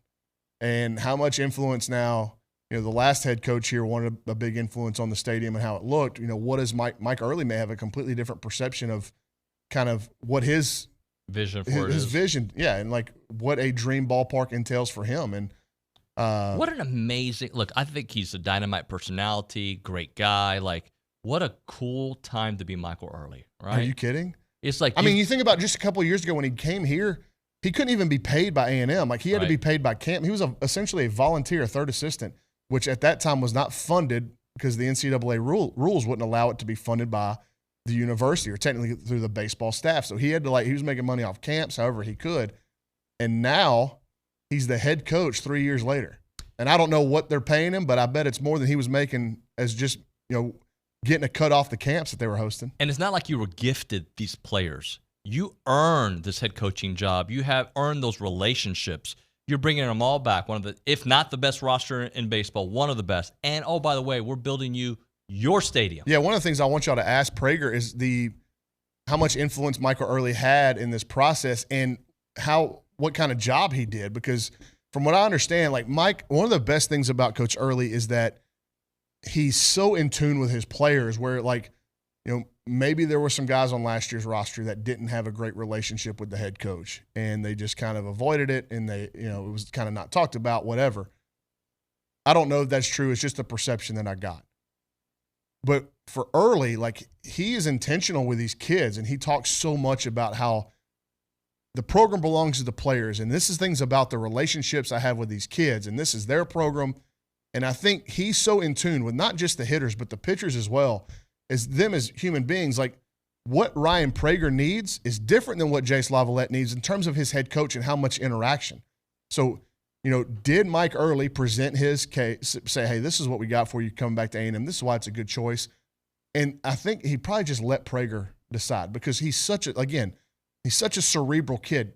You don't need to beat him down. You're not going to tell him something he doesn't know. Yeah. You're better off letting him marinate on it and make his own decision than, you know, staying on him every day about it. Where that may be different for a guy like, I don't know, like a guy like Hayden Schott. Yeah. You know, so all those kids are different, and understanding those personalities means you've almost got to be multilingual in how you communicate with everybody, right? And be able to have different lines of communication for different kids because they need different types of communication. All right, last question for you. Another really good year, let's say, happens, right? College World Series, maybe a national championship, maybe you get to Omaha, whatever. So whatever your definition of a great year is. What does that do for the future of the program? Because this year, everyone's like, okay, let's see. What is that? Another great year. Well, what does that do? I mean, look at the numbers that we're doing on the site and we talked about this a bunch with baseball, and what the run to Omaha and then the subsequent 3 weeks following have meant for you as the radio host, but us as a company in terms of being able to produce content during the dog days of summer. I said this during Omaha, and it remains probably even more true now. There's never been a more popular time for Texas A&M baseball. Like, everybody's bought into this, and you had this huge run to the national championship series, and you were a couple of runs away from winning it, and that piqued everybody's interest as high as it's ever been.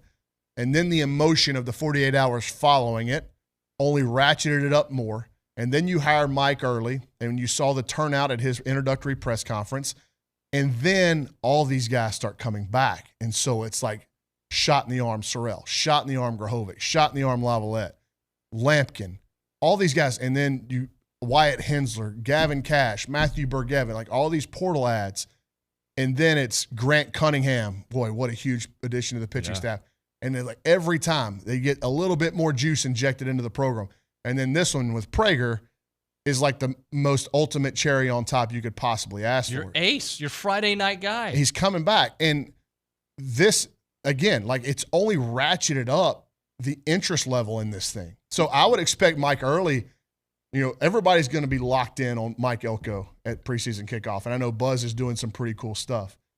But when Mike Early takes the stage, I think people are going to be super locked in. I think it's going to be toward the back end of the event. Yep. You know, those things, because everybody likes to talk, and they're fun, but it can drag a little bit. But I think when Mike Early takes the stage, there's going to be a lot of folks in that room really listening with intent, because they are now physically invested, because they know and they understand what these atmospheres at Bluebell, how cool that's been for life experiences for them and their family. But now they're emotionally invested too. We got close to a national championship. We felt scorned by what happened right after. And now we've got more life and more juice and more talent on this roster than we've ever had. Let's go run this thing right back. Run this town tonight. Thank you, Bron. Appreciate you. What? Run this town tonight. Jay-Z, Kanye West. That's Rihanna. It's more them. Why is this so funny? I was on a roll. Yeah. And you hit me with Rihanna. No, I hit you with Kanye and Jay-Z. Carson, who sings that part of the song? Rihanna sings that part of the song. But the song is those guys. I love how I've never made you laugh like that. This was great. I feel good.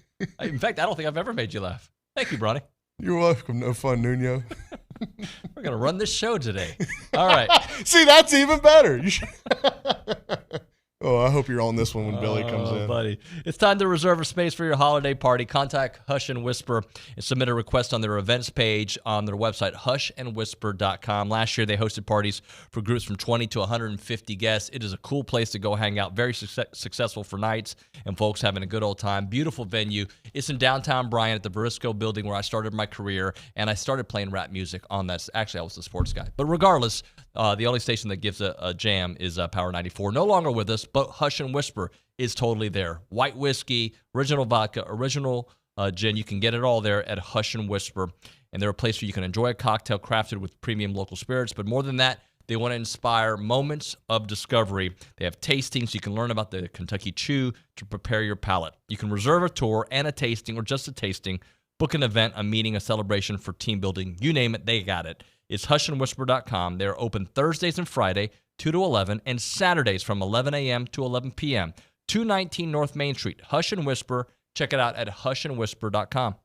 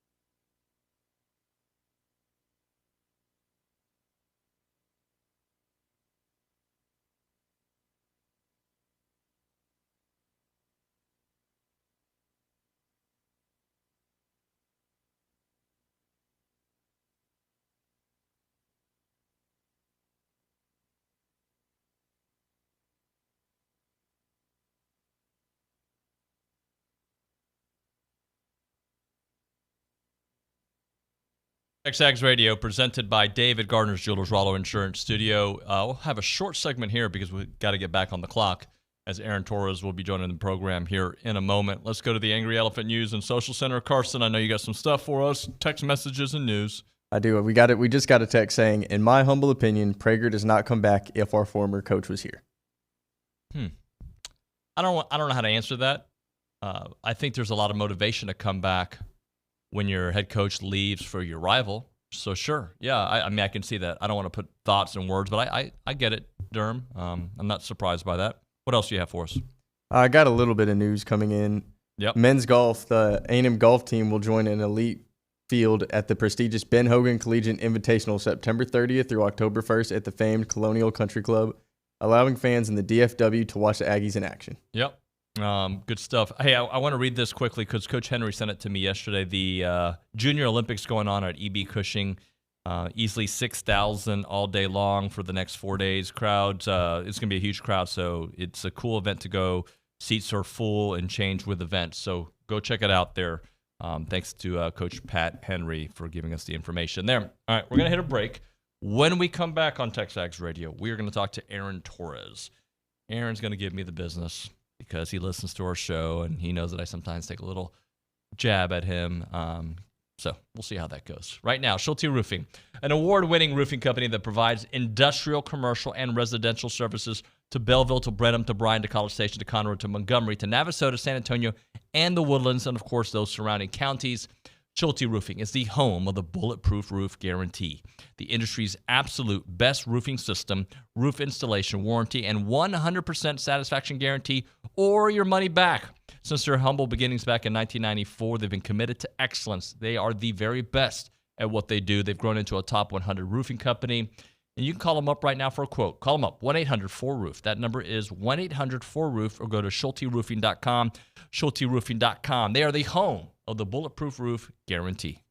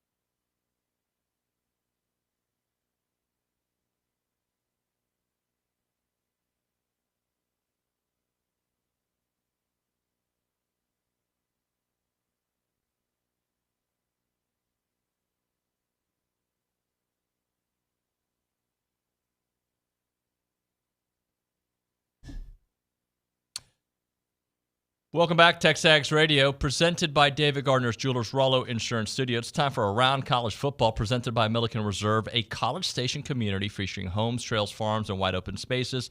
And they have a mission to build a healthy community around nature. Take part in the Milliken Reserve community with a Conservancy membership. Learn more, millikenreserve.com.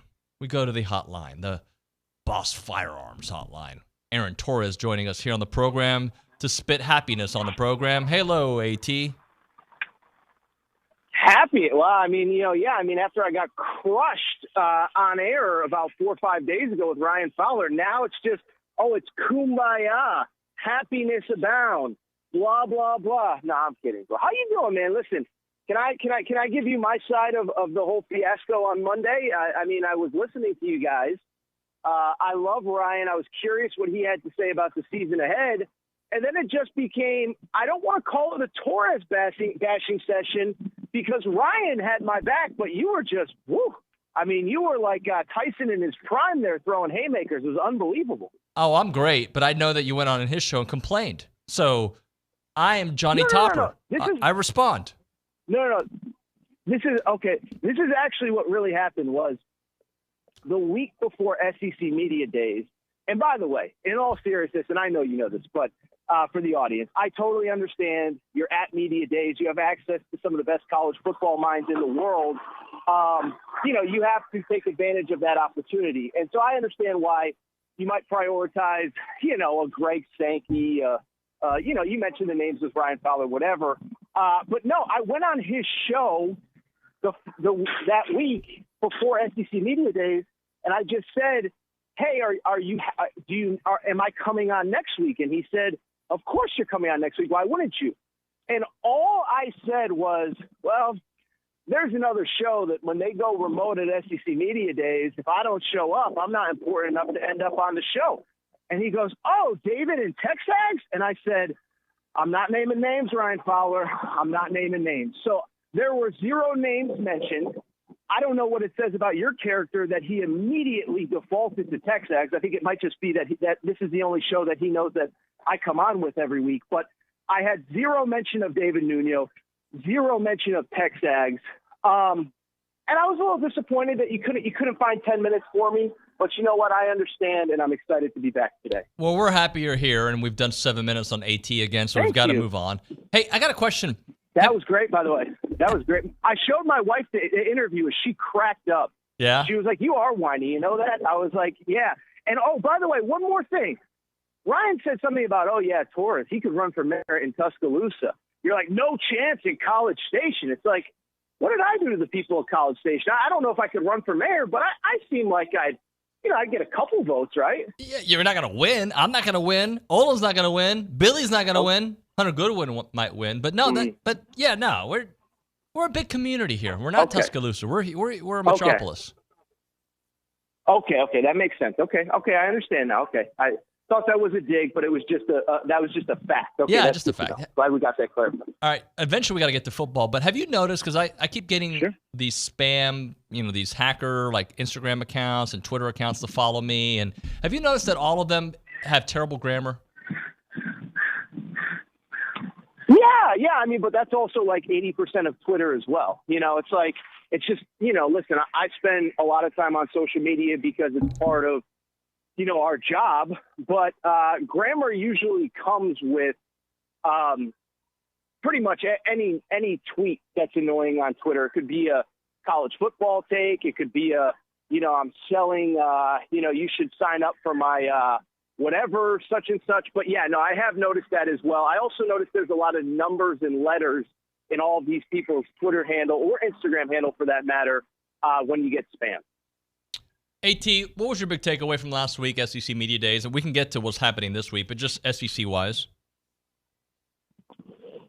I'll be honest. It was actually honestly something you and Ryan talked about, and it's something you and I, and actually Ryan and I have talked about bluntly since 2021 is, it's Texas. And it's not, this is a good football team that understands it's got a shot to compete for an SEC title. I think it's the word that Ryan used. I don't know if you used it. I don't want to put words in your mouth, but I think it's the arrogance with which they come in. Now, there's a difference between confidence and arrogance. I have I think all 16 teams, there are people in that building that think they're going to win the SEC title. I know it's more realistic at some places than others, but at the same time, that's confidence. Arrogance is Quinn Ewers saying that we're everybody's Super Bowl. No, you're not. Stop. You're not the biggest game on, whoever, fill in the blank. Georgia's got a lot of big games. Georgia's got to go to Alabama, so I think that's probably the biggest takeaway. Is I understand they're coming off the Big 12 title.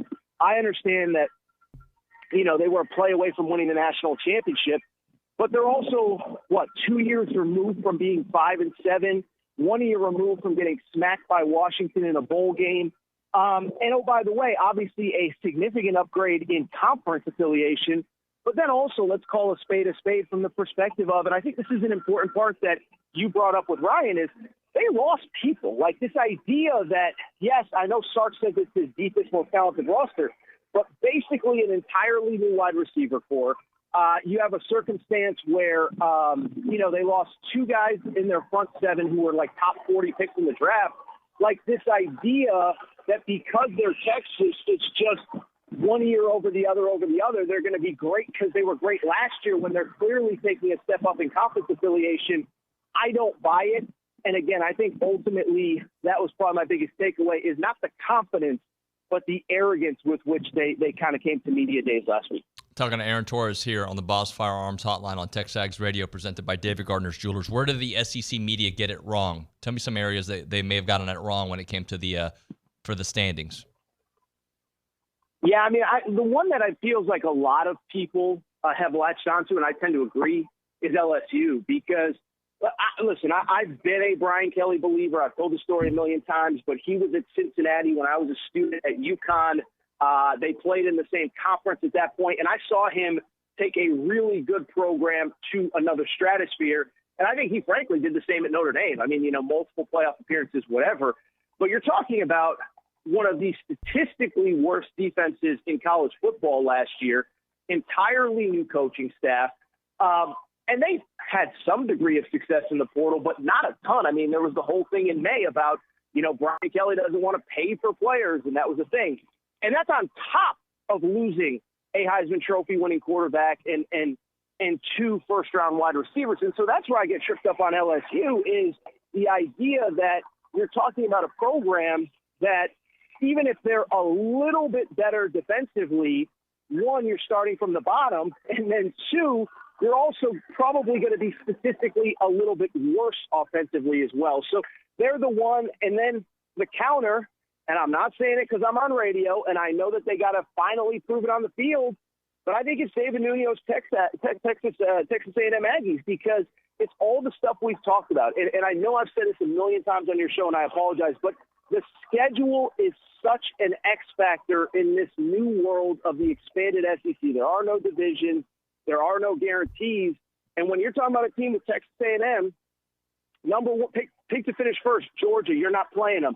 Pick to finish second, Texas at home. Pick to finish third, Alabama, you're not playing them. Pick to finish fourth, Ole Miss, you're not playing them. Pick to finish fifth, LSU, you're at home.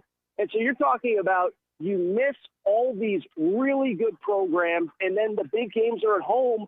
I just think there's a chance for this team to exceed expectations. Even the own fan base wants to say, let's prove it on the field. We're tired of talking in August and July. But I think there's a very likely scenario where Texas A&M finishes ahead of where the projections were last week at Media Day. We're talking to Aaron Torres here on TexAgs Radio. Do you think Kentucky could be one of those surprise teams with their new quarterback situation, Bach Vandergriff, and also a defense that returns 9 starters? I really don't.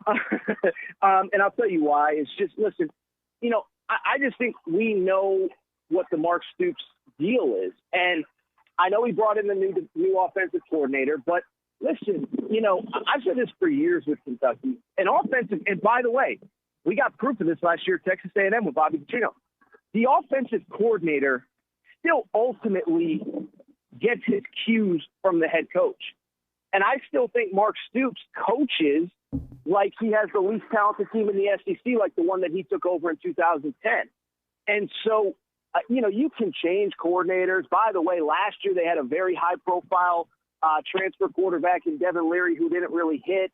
And I think obviously also it goes without saying that the schedule is just really, really, really tough. So, you know, they are what they are at this point. I think Mark Stoops is a good coach. I said it yesterday after some comments that he made. I think he's the best coach that Kentucky has had in my lifetime. I don't even think that's debatable. But, I think they kind of are who they are at this point. They're going to win the games they're supposed to. They're going to play tight on the road. They're going to have a chance to probably win one. But it's just to answer your question, I don't think Kentucky is one of those teams, no. AT, I'm just going to say the name Lincoln Riley, and I'm going to let you roll with it. Yeah, it's tough. I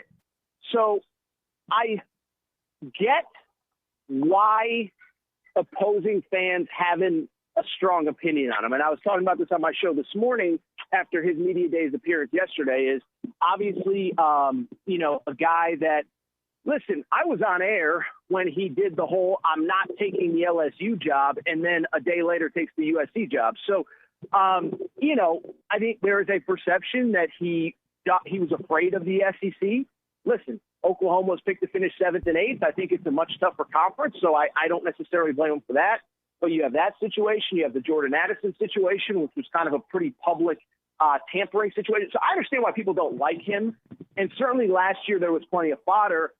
I will say I think you can argue, going back to the team that we just talked about, that Sunday night week 1 game in Vegas is as important for the perception of two programs as any, in week 1. I know I know Texas A&M and Notre Dame would fit that category. I know that Florida and Miami would fit that category. But, I don't think USC is going to be as bad as people think. Miller Moss had 6 touchdowns in that bowl game last year. But at the same time, they basically lost to every good team on their schedule last year. And I think there's a scenario where, listen, I don't think he's getting fired. I've seen all the Paul Feinbaum stuff. But I do think there are real questions about that guy. And, again, ultimately they have the chance to be better. I don't know if they will be. It does start, though, with that LSU game. I think whoever wins that game really has some momentum. And even though we're in a 12-team playoff where you can survive with 2 or 3 losses, I still think the loser of that game is going to have a lot of big questions come that first Monday after the season starts.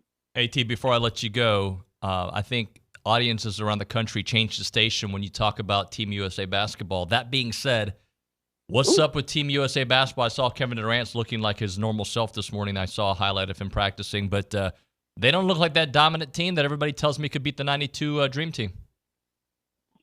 Yeah, no, I mean, listen, I do think it's interesting. It just feels like, by the way, the last couple of years, everything is to diminish, previous era's basketball, right? Anthony Edwards wins 1 playoff series and he's the next Jordan. This team is better than 92. I don't know. Listen, obviously I watch it. I host Fox Sports Radio, so we got to kind of have our P's and Q's on everything. I don't, I kind of blame Steve Kerr. I don't think he really knows how to juggle those older guys with some of the younger guys. So I apologize if your audience has tuned out. I still think they're going to win gold, but I don't know if it's impressive or concerning that a 39-year-old LeBron James is the one that has to take over games late. So, I'm watching. I'm into it, but I don't know if your whole audience just turned off the airwaves for my hard-hitting analysis of Team USA. So. AT, great analysis as always, buddy. Talk to you soon. I hope so. Well, you talked about me with Ryan. I didn't know if I was welcome back on the show, but good to be here. And I'll talk to you next Thursday, bud. Thank you. Ryan who? Ryan Fowler, your guest, the person that you called and said, hey, can you come on my show Monday, Tuesday? Don't remember that. Sorry. Okay. Just kidding. You might have to get OB to take you to the doc. That doesn't sound healthy. You don't remember your Monday show? I remember your Monday show. It was great. It was a joke. Once you got past 7 minutes of Torres, there was a lot to talk about. And we just added 8 more. Thank you, AT. Appreciate you. Later, bud. Talk soon. Later. All right, we'll hit a break here. We'll talk Varsity Grill House because that's I'm going to have to go there for lunch later. That place is delicious. If you're looking for a place to satisfy your food cravings, the menu, I don't have it in front of me, but just the tacos they have there are fantastic. You can get a hamburger. You can get whatever, right? The kind of food you're going to get at Varsity Grill House, but it's also going to feel like a classy vibe. It's going to feel like you're out of town. It's just a good place to go, and you can watch sports when you're there. You can take your wife there. You can take your kids there. It's just a cool environment. for everybody to go with an awesome atmosphere, mouth-watering dishes crafted with care, sizzling burgers to savory 4-farm steaks. They got cocktails as well, the signature cocktails there at the bar, top-notch catering. They're the place to go when you are ready to eat. When you're ready to eat, go to Varsity Grill House. They want to create unforgettable experiences for events and big and small, signature dishes to custom menus, you name it. Varsity Grill House, your home for good times and great food. It's right by the Academy on Highway 6. Go check it out, Varsity Grill House.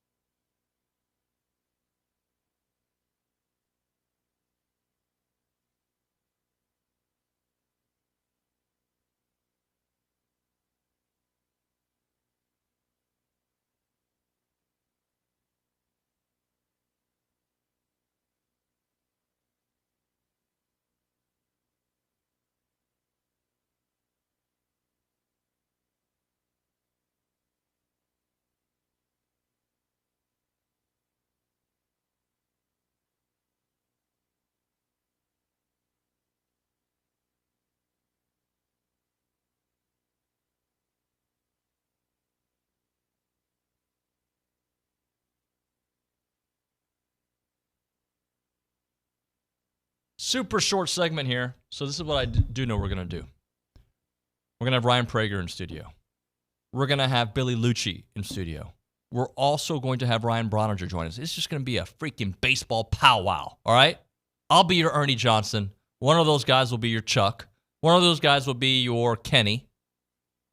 And maybe, I don't know, Carson could be Shaq, since he loves old school basketball so much. All right, so we'll get you ready for Prager. We've kind of been off the clock. I gotta go see Louie here in a few minutes too after the show. He's gonna be mad. He's gonna yell at me. Chip's gonna yell at me too because they like for me to stay on the clock. FBS Appliance, their team of experts are there to help you with appliances that make your house a home. They have all the top brands that make your life easier. Appliances to fit any budget. They care for Texas. They've been doing it since 1988. With your trusted brands like Bosch and an expert staff and trained installers to guide you through your purchase, because FBS Appliance wants to be your trusted appliance store. Visit any of their 8 showrooms across Texas or find them online at factorybuilderstores.com. Their services don't stop at sales. They have expert installers as well to carry it all out and get your house exactly like you need it. Again, 8 showrooms across Texas. You can find them online at factorybuilderstores.com. It's factorybuilderstores.com. FBS Appliance. We'll be back with Ryan Prager. It's TexAgs.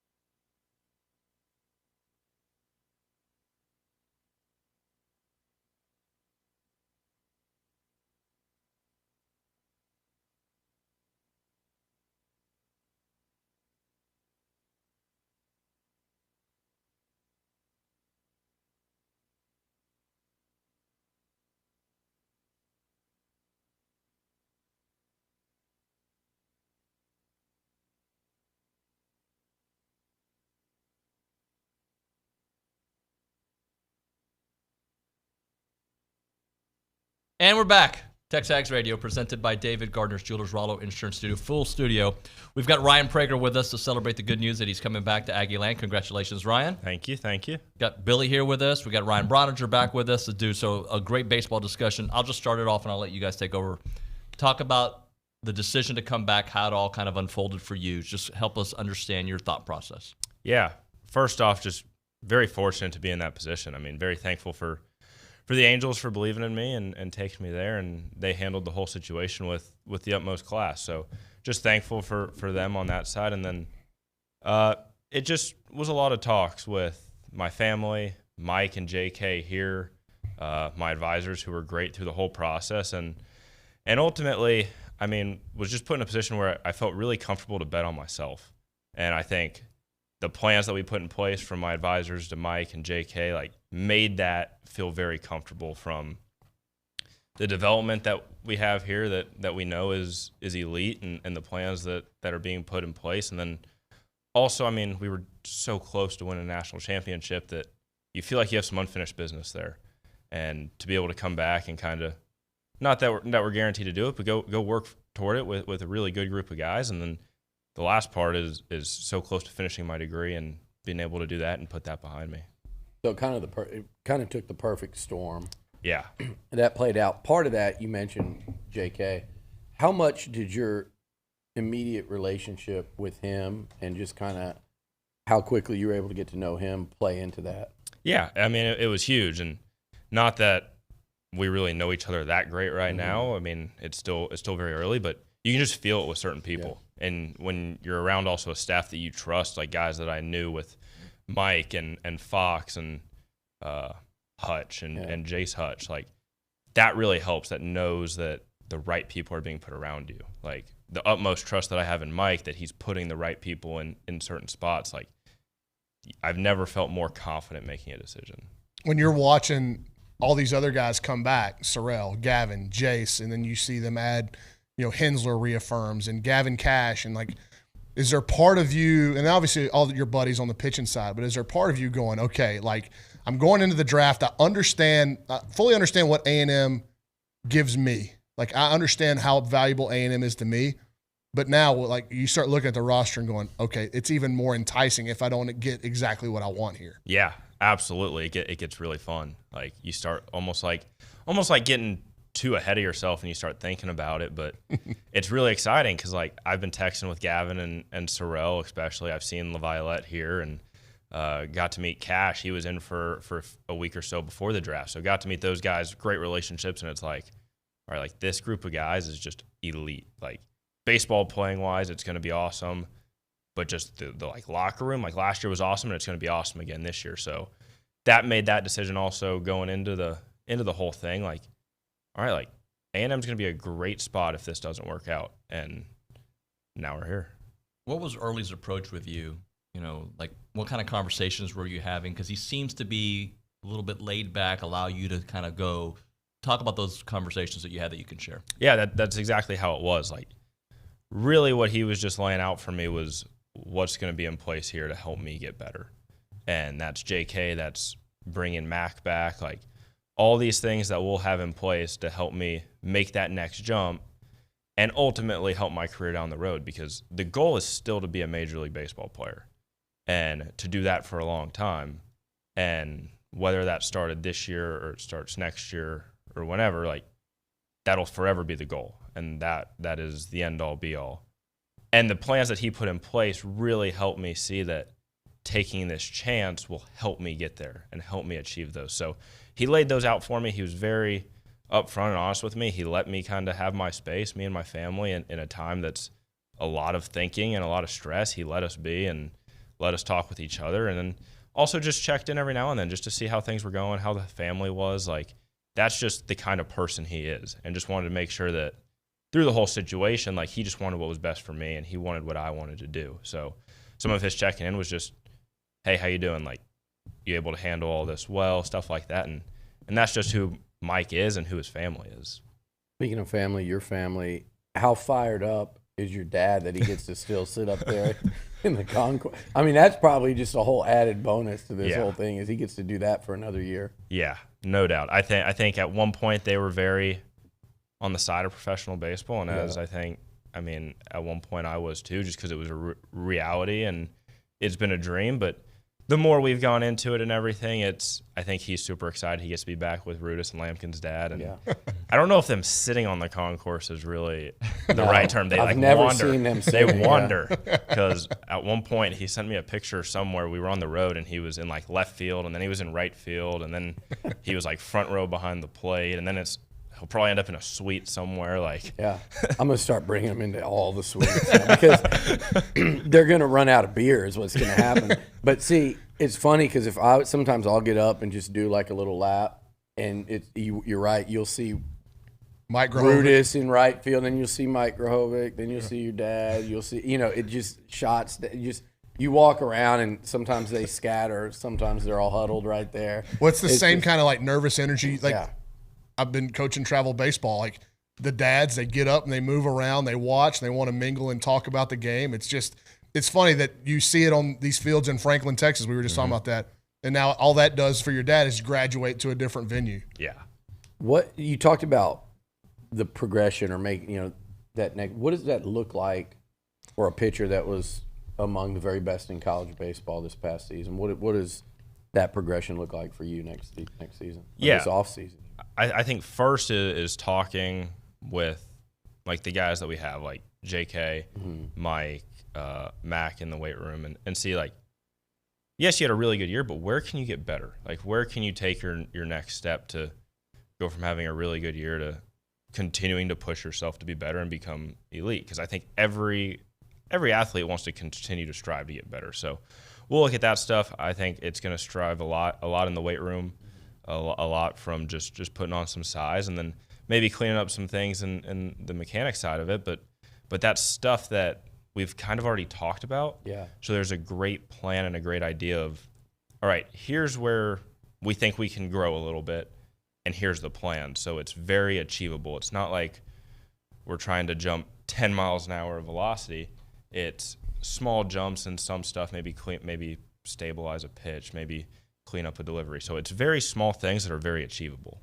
Have you thought about, you talked about unfinished business. Have you thought about your role now? You were a leader last year, but obviously an unquestioned leader of the pitching staff now.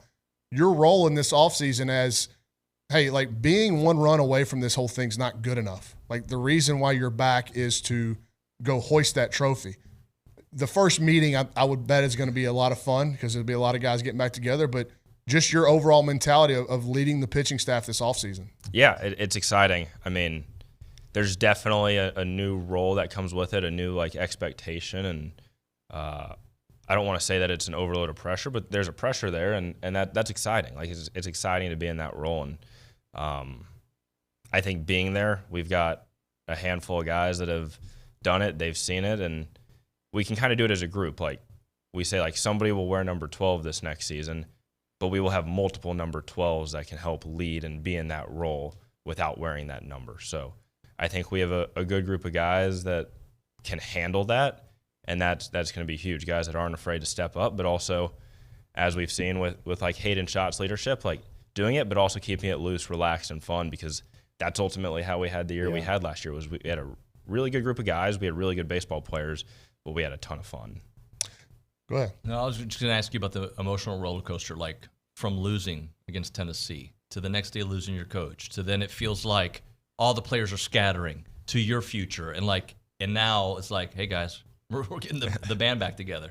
Yeah, it's been a long month and a half. Like it's been crazy, and a roller coaster is the best way to describe it. Like you win game one of the finals and you think you're on the top of the top, you're so close, and then you lose the next two, and now you think you're at the bottom of the bottom. All the news breaks down with everything going on, a bunch of guys in the portal, like you're like, oh my God, this can't get any worse. And then going through the draft process, that was a very fortunate situation, but also a lot of stresses. So just a lot going on. And now just to have all that stuff behind us, I think we can see some of the light at the end of the tunnel. And with all the guys getting back here pretty soon, everybody's texting each other already, like let's get this thing going. I think like guys are just ready to be with each other. Guys are ready to practice. Guys are ready to play like already. And I've never really noticed that. So I think that's what's really going to be special. Like you talk about the band getting back together, like everybody's already texting, like, let's get the guys together. Like, let's go. Like, let's do something together. Is there give me a name on the pitching side and the position player side where you watched them progress last year, and now you're going, okay, like I'm super excited to come back and watch this guy continue his ascent. Yeah. On the hitting side, I'd say Caden Sorrell from – pretty easy answer, yeah. Yeah, and we've gotten to be able to be super close. Like, I know that's kind of the cop-out answer, but we've gotten super close through this whole thing, and he was actually one of the first guys that texted me the day I got drafted, and he was the first guy to text me yesterday when I posted. He was like, what the heck is happening? So super excited to see him and what he was able to do last year from the start of being in and out to basically solidifying himself as one of the best in the league, and just super excited to see what he does. And then on the pitching side, Josh Stewart, another kind of easy answer. But I didn't think you were going to go Stewart. I thought Morton or Caden Wilson, but it's interesting. Yeah. I like that answer, Stewart. I like Stewie because we got to play against Stewie my freshman year when he was at Texas, and then our sophomore year, he showed some promise at times, but ultimately didn't have the year he wanted. And then last year took a big step forward and just did what we all knew he could do and what he knew he could do. So he also decided to stay back. Like, he's an Aggie at heart, and he's only getting better. And he is he's kind of shaping into that role of that guy that comes into the game. And like when Evan came into a game, you just had a feeling like, all right, this thing's over. Like, I feel like Josh can have that feeling to him. Wow, yeah. I think there's some hitters in the postseason that face you guys that would concur with that.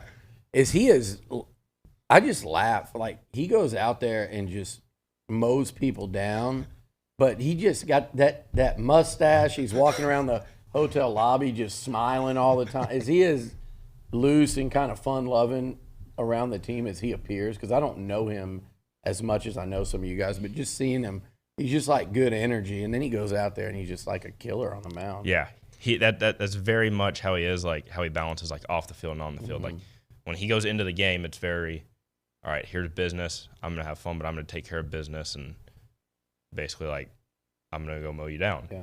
Off the field, it's very loose and relaxed, and that's what I think really helped him was he was able to separate the two, and he's gotten to where it's just he's going to go to the park every day and just have a ton of fun. Yeah. I wanted to ask you more specifically about Jeremy McMillan, and you talked about how he's going to have a role. It seems like he's going to have a massive role in kind of what you want to do. Your experience working with him and just the addition of to bring him back, what it means for the program. Yeah. I mean, our first 2 years here, we had Mac, and our relationship was elite. Like, I think part of it was going down with the injury. I was with him a lot, so we were able to really connect on like a deeper level because we spent so much time together. And he's the best. Like, it's the perfect balance of instilling a culture and pushing you and wanting you to be great, and then also doing what's best for you, like joking around with you, being being like a player's coach on the strength side. So he's awesome. He's always got a plan. He knows more about all that stuff than anybody I've ever talked to. So I think he truly is the best in his business, and I'm just really excited to get back to work with him and see what this team's going to be able to do with him this year on that side.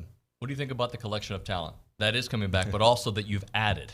Yeah, I think it. To be honest, I think it's kind of stupid. Like I didn't know a college baseball team could be this talented and everything. And I think that's an attest to the guys that were here for continuing to basically buy back in, and then also what Mike, JK, Caleb, Fox have been able to do and finding the right guys for this program. Because I think everybody knows, like, yes, Texas A&M wants the best players, but Texas A&M needs the right player. Yep. Like, it doesn't need just anybody. It needs the right person, the right player, the right all-around package.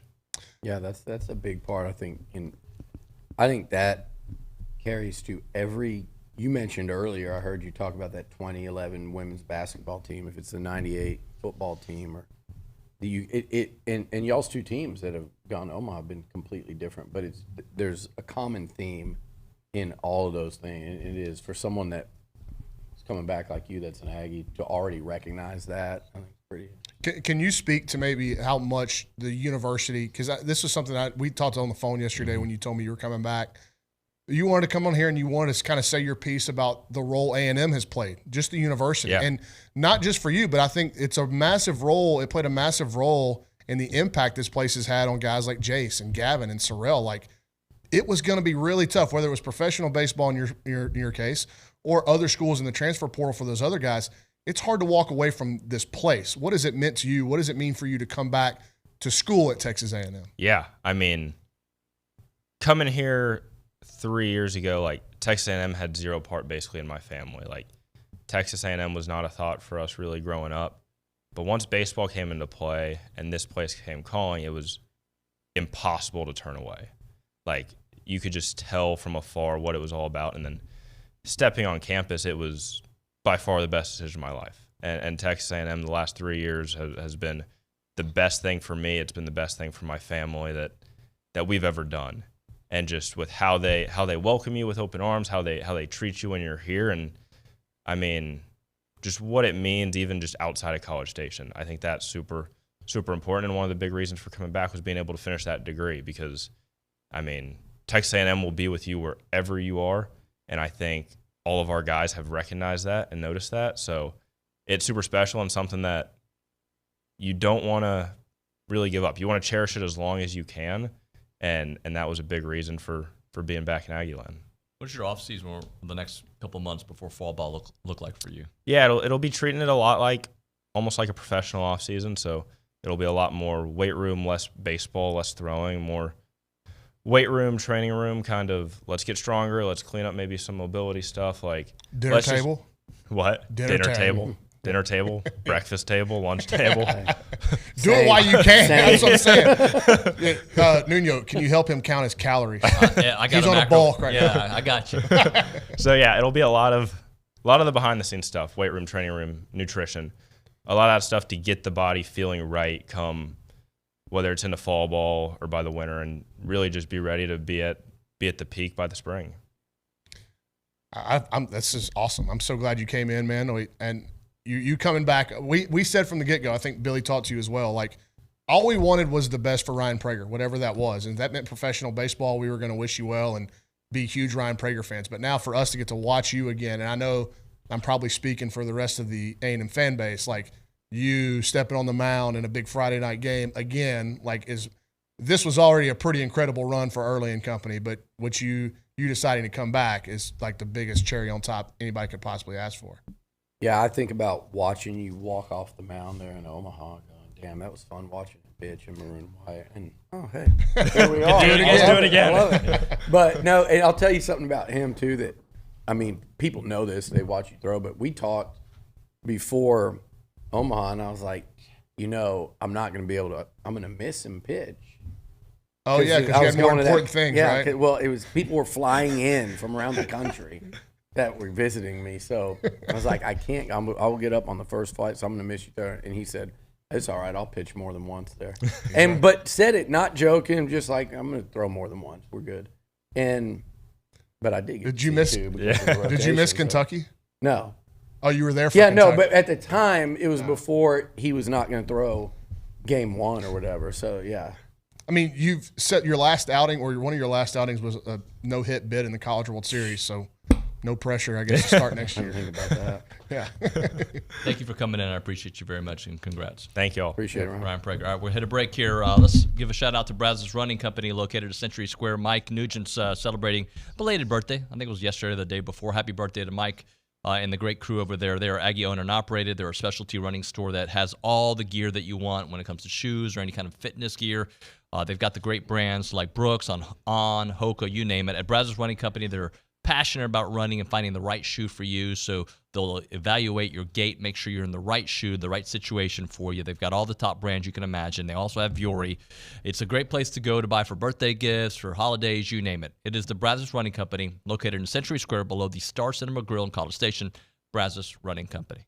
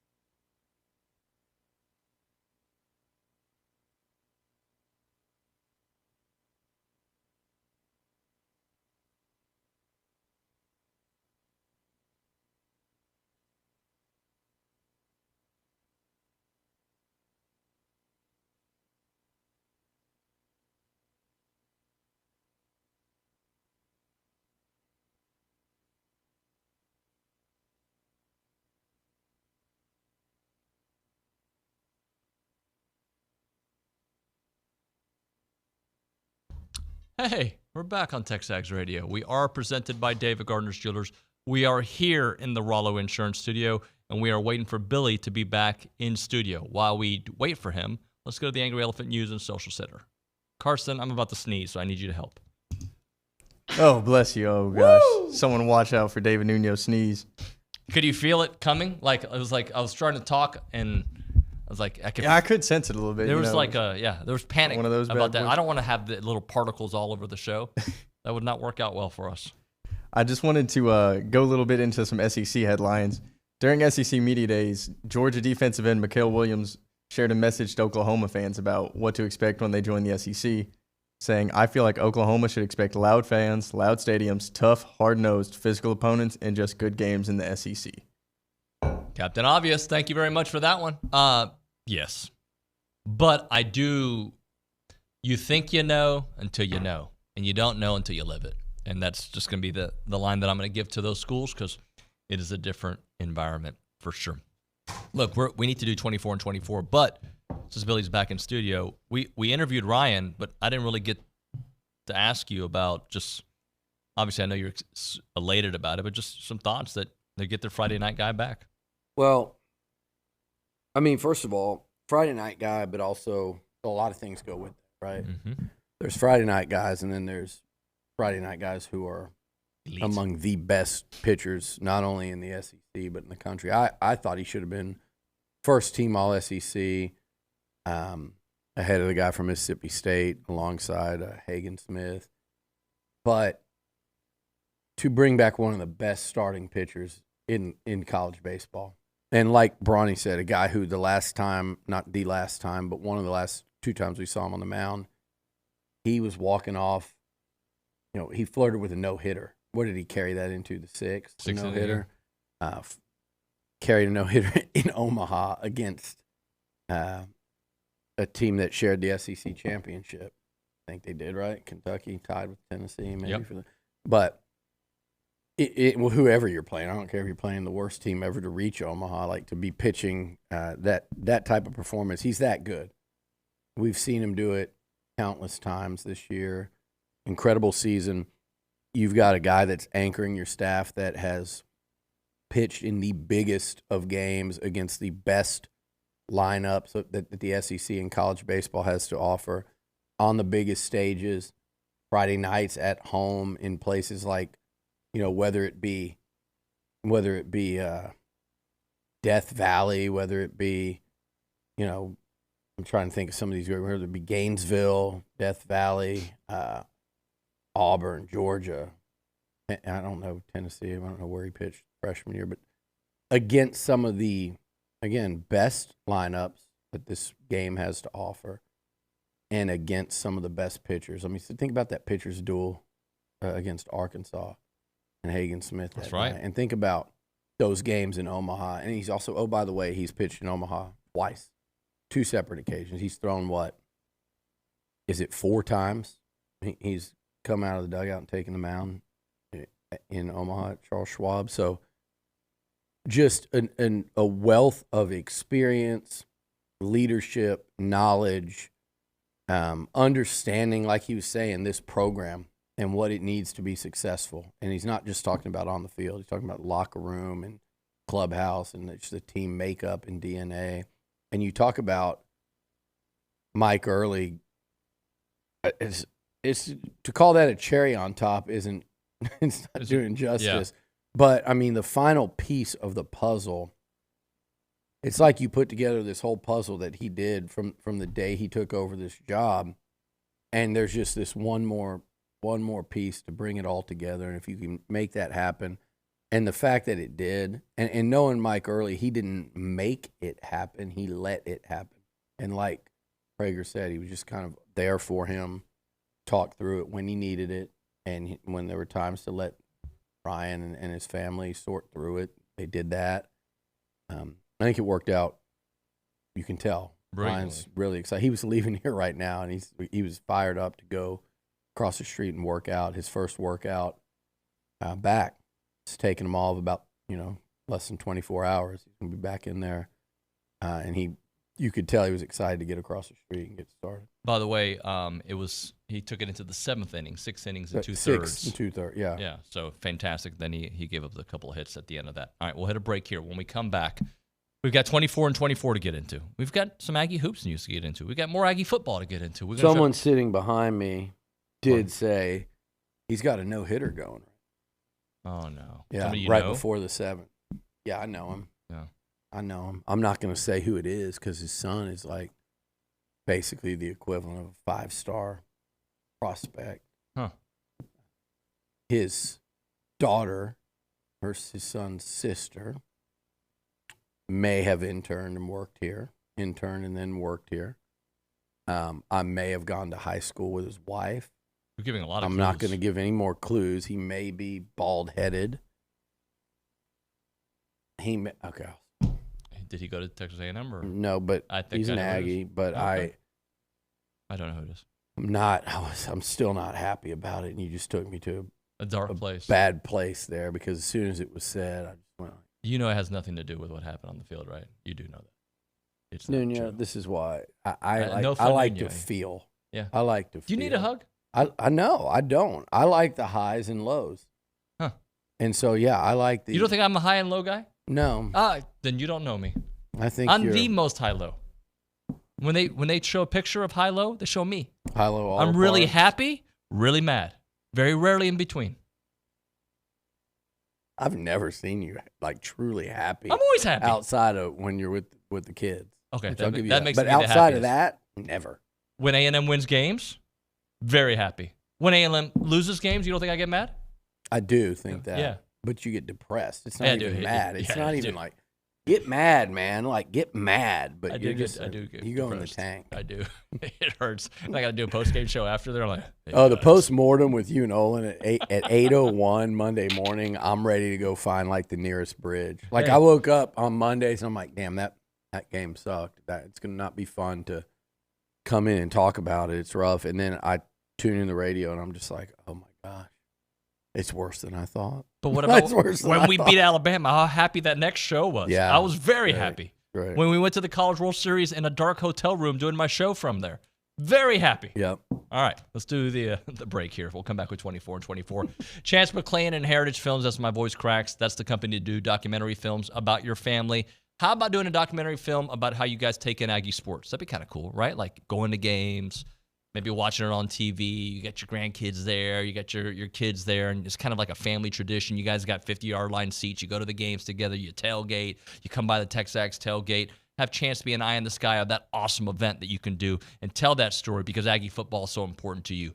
Or, you talk about your family business or your family ranch or just how your family came together. Chance is a brilliant artist when it comes to telling people stories. He's very creative. And he's the best at what he does. So you have that option. You can do the Year Flicks, which is a different option. It's a 20-minute video. So the Heritage Film, 2-hour documentary, the best. The 20-minute option, also the best. Q&A, benchmark video, more reserved for the youngers in your family. The website is yourheritagefilm.com. Yourheritagefilm.com, 713-893-8341. 713-893-8341 is Heritage Films.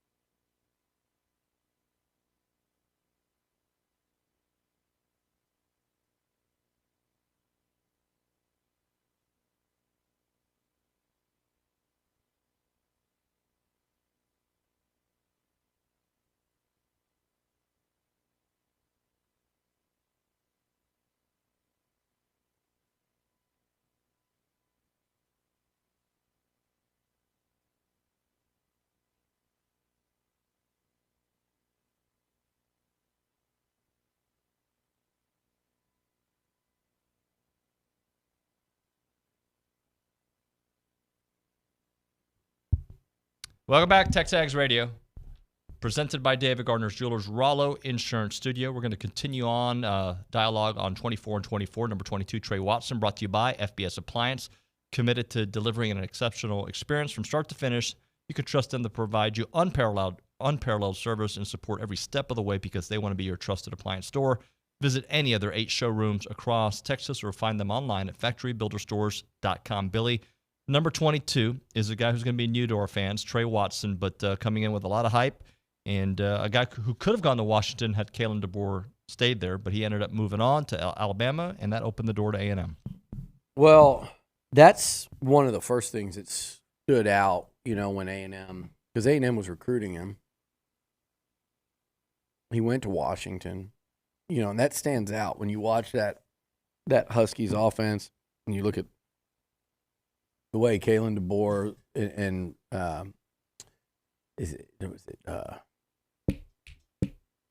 Bugs, forgetting his name now, the OC, Grubb. Yeah, Ryan Grubb. Ryan Grubb, the way they not only threw the ball and what they did in the passing game, but also the way they ran the football too. I mean, they were a physical football team at the point of attack. And I'm not saying that's going to be necessarily Watson's strength at all, but just you watch that offense and you go, and if they thought he fit into that scheme offensively, that got my attention. Yeah. Just from the standpoint of I loved what they did up there offensively, and it wasn't just Penix, it was the whole thing. It was everything about that offense I thought was really, really exceptional. So that got my attention. And then you go watch and you see what he did at Fresno, and you go, this dude is, and he's really close with Jalen Henderson. So you had a guy here that knew a lot about him too. But I mean, you look at his numbers last fall: 38 catches, 378 yards, 4 touchdowns. That is almost 10 yards a catch. Those are good numbers for a tight end. Yeah. Good numbers for a tight end. And he's doing that at Fresno State. He gets here, and you looked at him, and you go, physically, the way he runs, he's going to be a matchup problem. He's got good size. He's not one of the, they've got some massive tight ends on this roster. They really do have some really big tight ends on the roster. He's not going to be the biggest one, but he's plenty good size in his routes and stuff. He's going to be a matchup problem against certain safeties, and especially if he finds himself matched up on a nickel. Linebackers, he's going to outrun. He's a matchup problem. He's kind of got a little bit of I'd say Jay Sternberger to him in the fact of just being really athletic, not one of those giant towering tight ends, but still got good size to body up these smaller DBs and to really cause a problem for linebackers because he's going to be a tough cover for them as well. And he can catch, and he can run after the catch. So I think this is a guy that when you look at this recruiting class or this portal class, there are some guys that stand out, obviously. I had Jim Nagy was texting me about Nick Scorton last night, and he tweeted about him today. I retweeted it. You guys should check it out. But he was raving about Nick Scorton, raving about him, just like I told you a couple weeks ago. My NFL scouting buddies were texting about him after watching him. One of those guys, now I'm forgetting the guy's name. Damn, forget his name. The guy from the Saints, he was so good for the Saints for all that time. I gotta remember who they said. But the comparisons to Scorton, I had another scout text me the other day watching him, and that guy told me anonymously, said, he reminds him a lot of Mario Williams. Oh. Who you know well. Yeah. But he just said that the size, and I'll try to look up what he said, but we're talking about Trey Watson. Remind me to go back to Scorton because it's a big deal. Some of the more and more you hear about him, the more you're like, golly. But Scorton's one of those guys. You go get a former 5-star from Alabama in Ricks. You go and get some O-line starters that are going to have a real chance to start that we've talked a lot about. that cornerback position. You guys, you went and got a potential starting linebacker from Pitt. We don't talk a ton about a couple guys that I think will have a very real chance to make a significant impact this year. Cyrus Allen and Trey Watt. Yeah. Both of those guys I could see them starting. I could see them playing a ton, making big-time catches, important catches. I mean, they're real players, both of them. And Trey is certainly one of those type guys, and I think he's going to be an impact portal addition that kind of, like I said, no one's really talking about. We never really got to see the Jake Johnson, Donovan Green experience at the same time. Like we really, because there was injuries on both sides. Yeah. To get potentially, we'll have the Donovan Green, Trey Watson. Oh, by the way, there's other tight ends also. You got others. Namely, I thought Theo had a really good spring.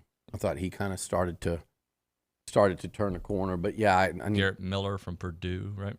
Yeah, I think the combination of Green and Watson could be really intriguing because Green's got all that height and length, and he's just such a big target. He's got such a catch radius and just a smart player and a very willing blocker in there. And I think Donovan Green comes back with something to prove. And I think haven't talked about Donovan enough this offseason, and that to me has been strictly because of the unknown of how far back is he going to be, 11 months removed or a year, or basically be a year removed from the ACL injury and subsequent surgery. He might be all the way back. It's hard to be all the way back, but I mean back enough to be, your limitations. You start to practice and play around them. Yep. He's gonna play this year. There's no question. It's just how far back is he? How far along the road back to be in the Donovan Green we were seeing is he going to be, and how quickly can he take that and translate that into taking that next step? So when he does, I think that tandem is going to be a pretty formidable one because both of these guys, while they both can be real weapons in the passing game, I think it's kind of going to be in different ways. Yeah. And that can present a real problem. All right, we'll hit a break. We'll come back. We'll get some info on Nick Scorton. We'll also have a basketball question for you on the other side. Right now, we're talking about Rollo Insurance. They are the official insurance provider of TexAgs Radio. This studio is named after them. The brand new studio being built is going to be named after them as well because the difference is real. They're an independent insurance company built around educating you and doing the shopping for you so you know exactly what you're paying for. They've got all types of insurance you can imagine. Homeowners, cars, farmers, ranchers, hobby farmers, business owners, you name it. That is what they do, and they have offices all around the great state of Texas, 53 in Texas itself. I know, I butchered that. South Texas, North Texas, East Texas, Central Texas, West Texas, everything outside of Texas as well, and they're the place to go. But their headquarters is on Highway 6, and their priorities are the good ones, God, family, and country. Check out Rollo Insurance. Their headquarters on Highway 6 in College Station, 888-44-ROLLO. Go to rolloinsurance.com. It's 888-44-ROLLO, rolloinsurance.com.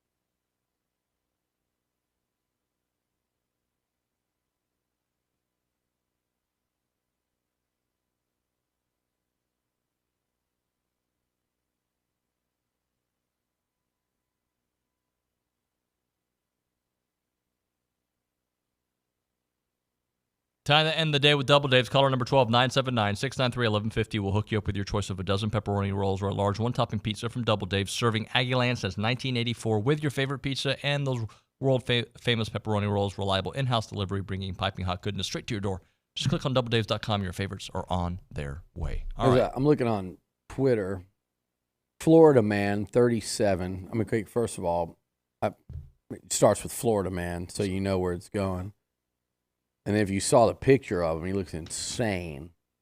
Arrested for kidnapping 27 people. That's bad. And forcing them to play Yahtzee for 36 hours straight. That's the whole kidnapping? Who would you least want to, forget about the kidnapping, who would you least want to have to play Yahtzee for 36 hours straight?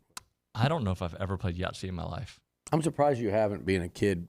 You essentially from the 80s. Yeah, no, we didn't do that. I did video games. Yahtzee was more of like,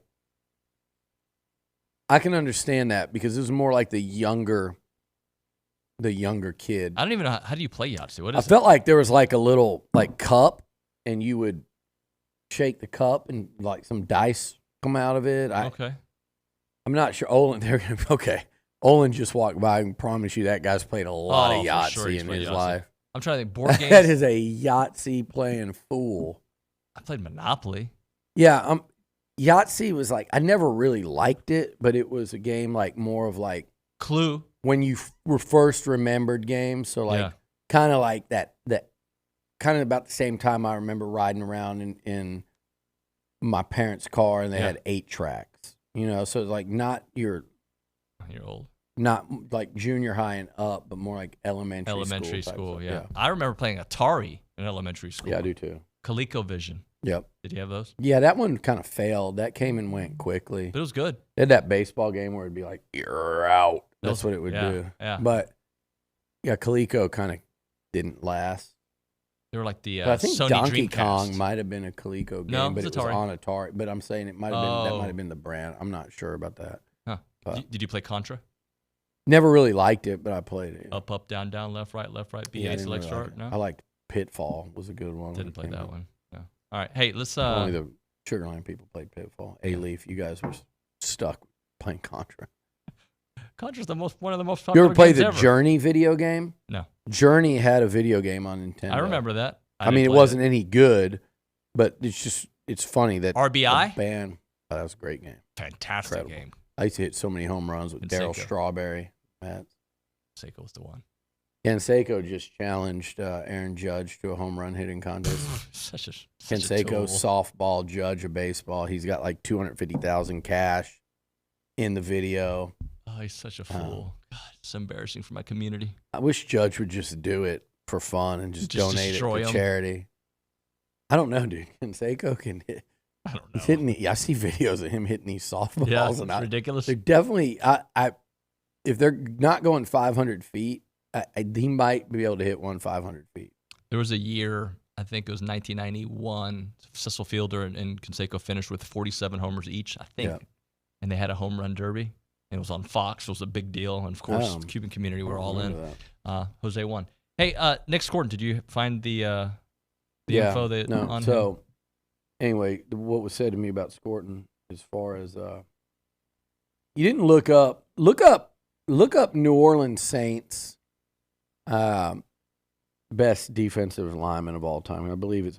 But anyway, this is what the other scout said. Just thought a player comp for Scorton. It's Mario Williams.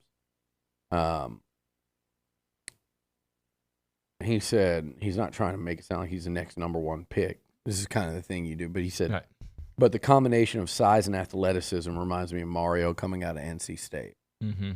And these are guys, like, again, I always say when we talk about this, they have no association or affiliation with A&M. It's kind of like the things you heard about some of these guys at the SEC meetings, at SEC Media Days, talking about when they're talking about Connor Wigman or when they're talking about Mike Elko. They're not. It's not us sitting, and we'll way more so than we no one would ever give us credit for. Try to keep it realistic. I mean, I can go back to the days where people were laughing, not just from the outside, but here you're talking about Ryan Tannehill being a potential star quarterback, first-round draft pick.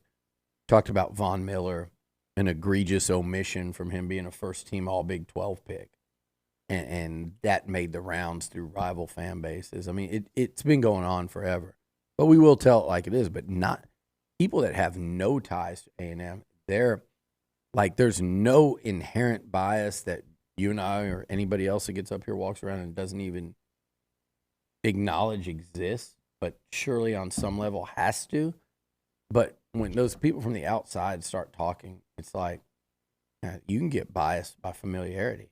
You go watch A&M play every day and you see certain guys kind of rising up. You're watching them every day. You're not watching Alabama's D-line every day. You're not watching Georgia. You're not watching Oklahoma, LSU, Texas, Florida, whoever.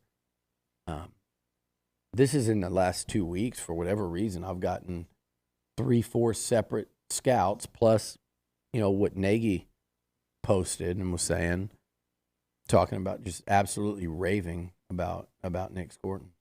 Thank you, Billy. You never came up with the guy from he's supposed to do that. The guy from the Saints.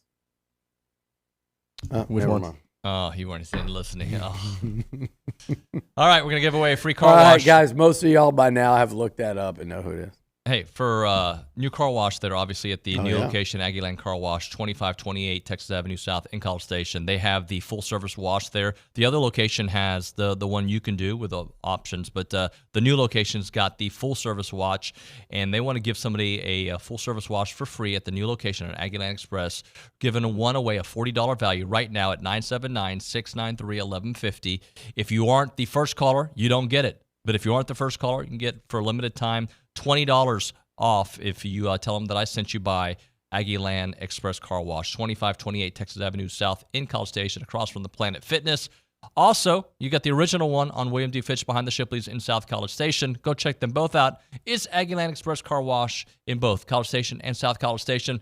Tomorrow on the program, it'll be great. I can promise you that. Garrett Chadwell in studio. That and more. We'll see you then.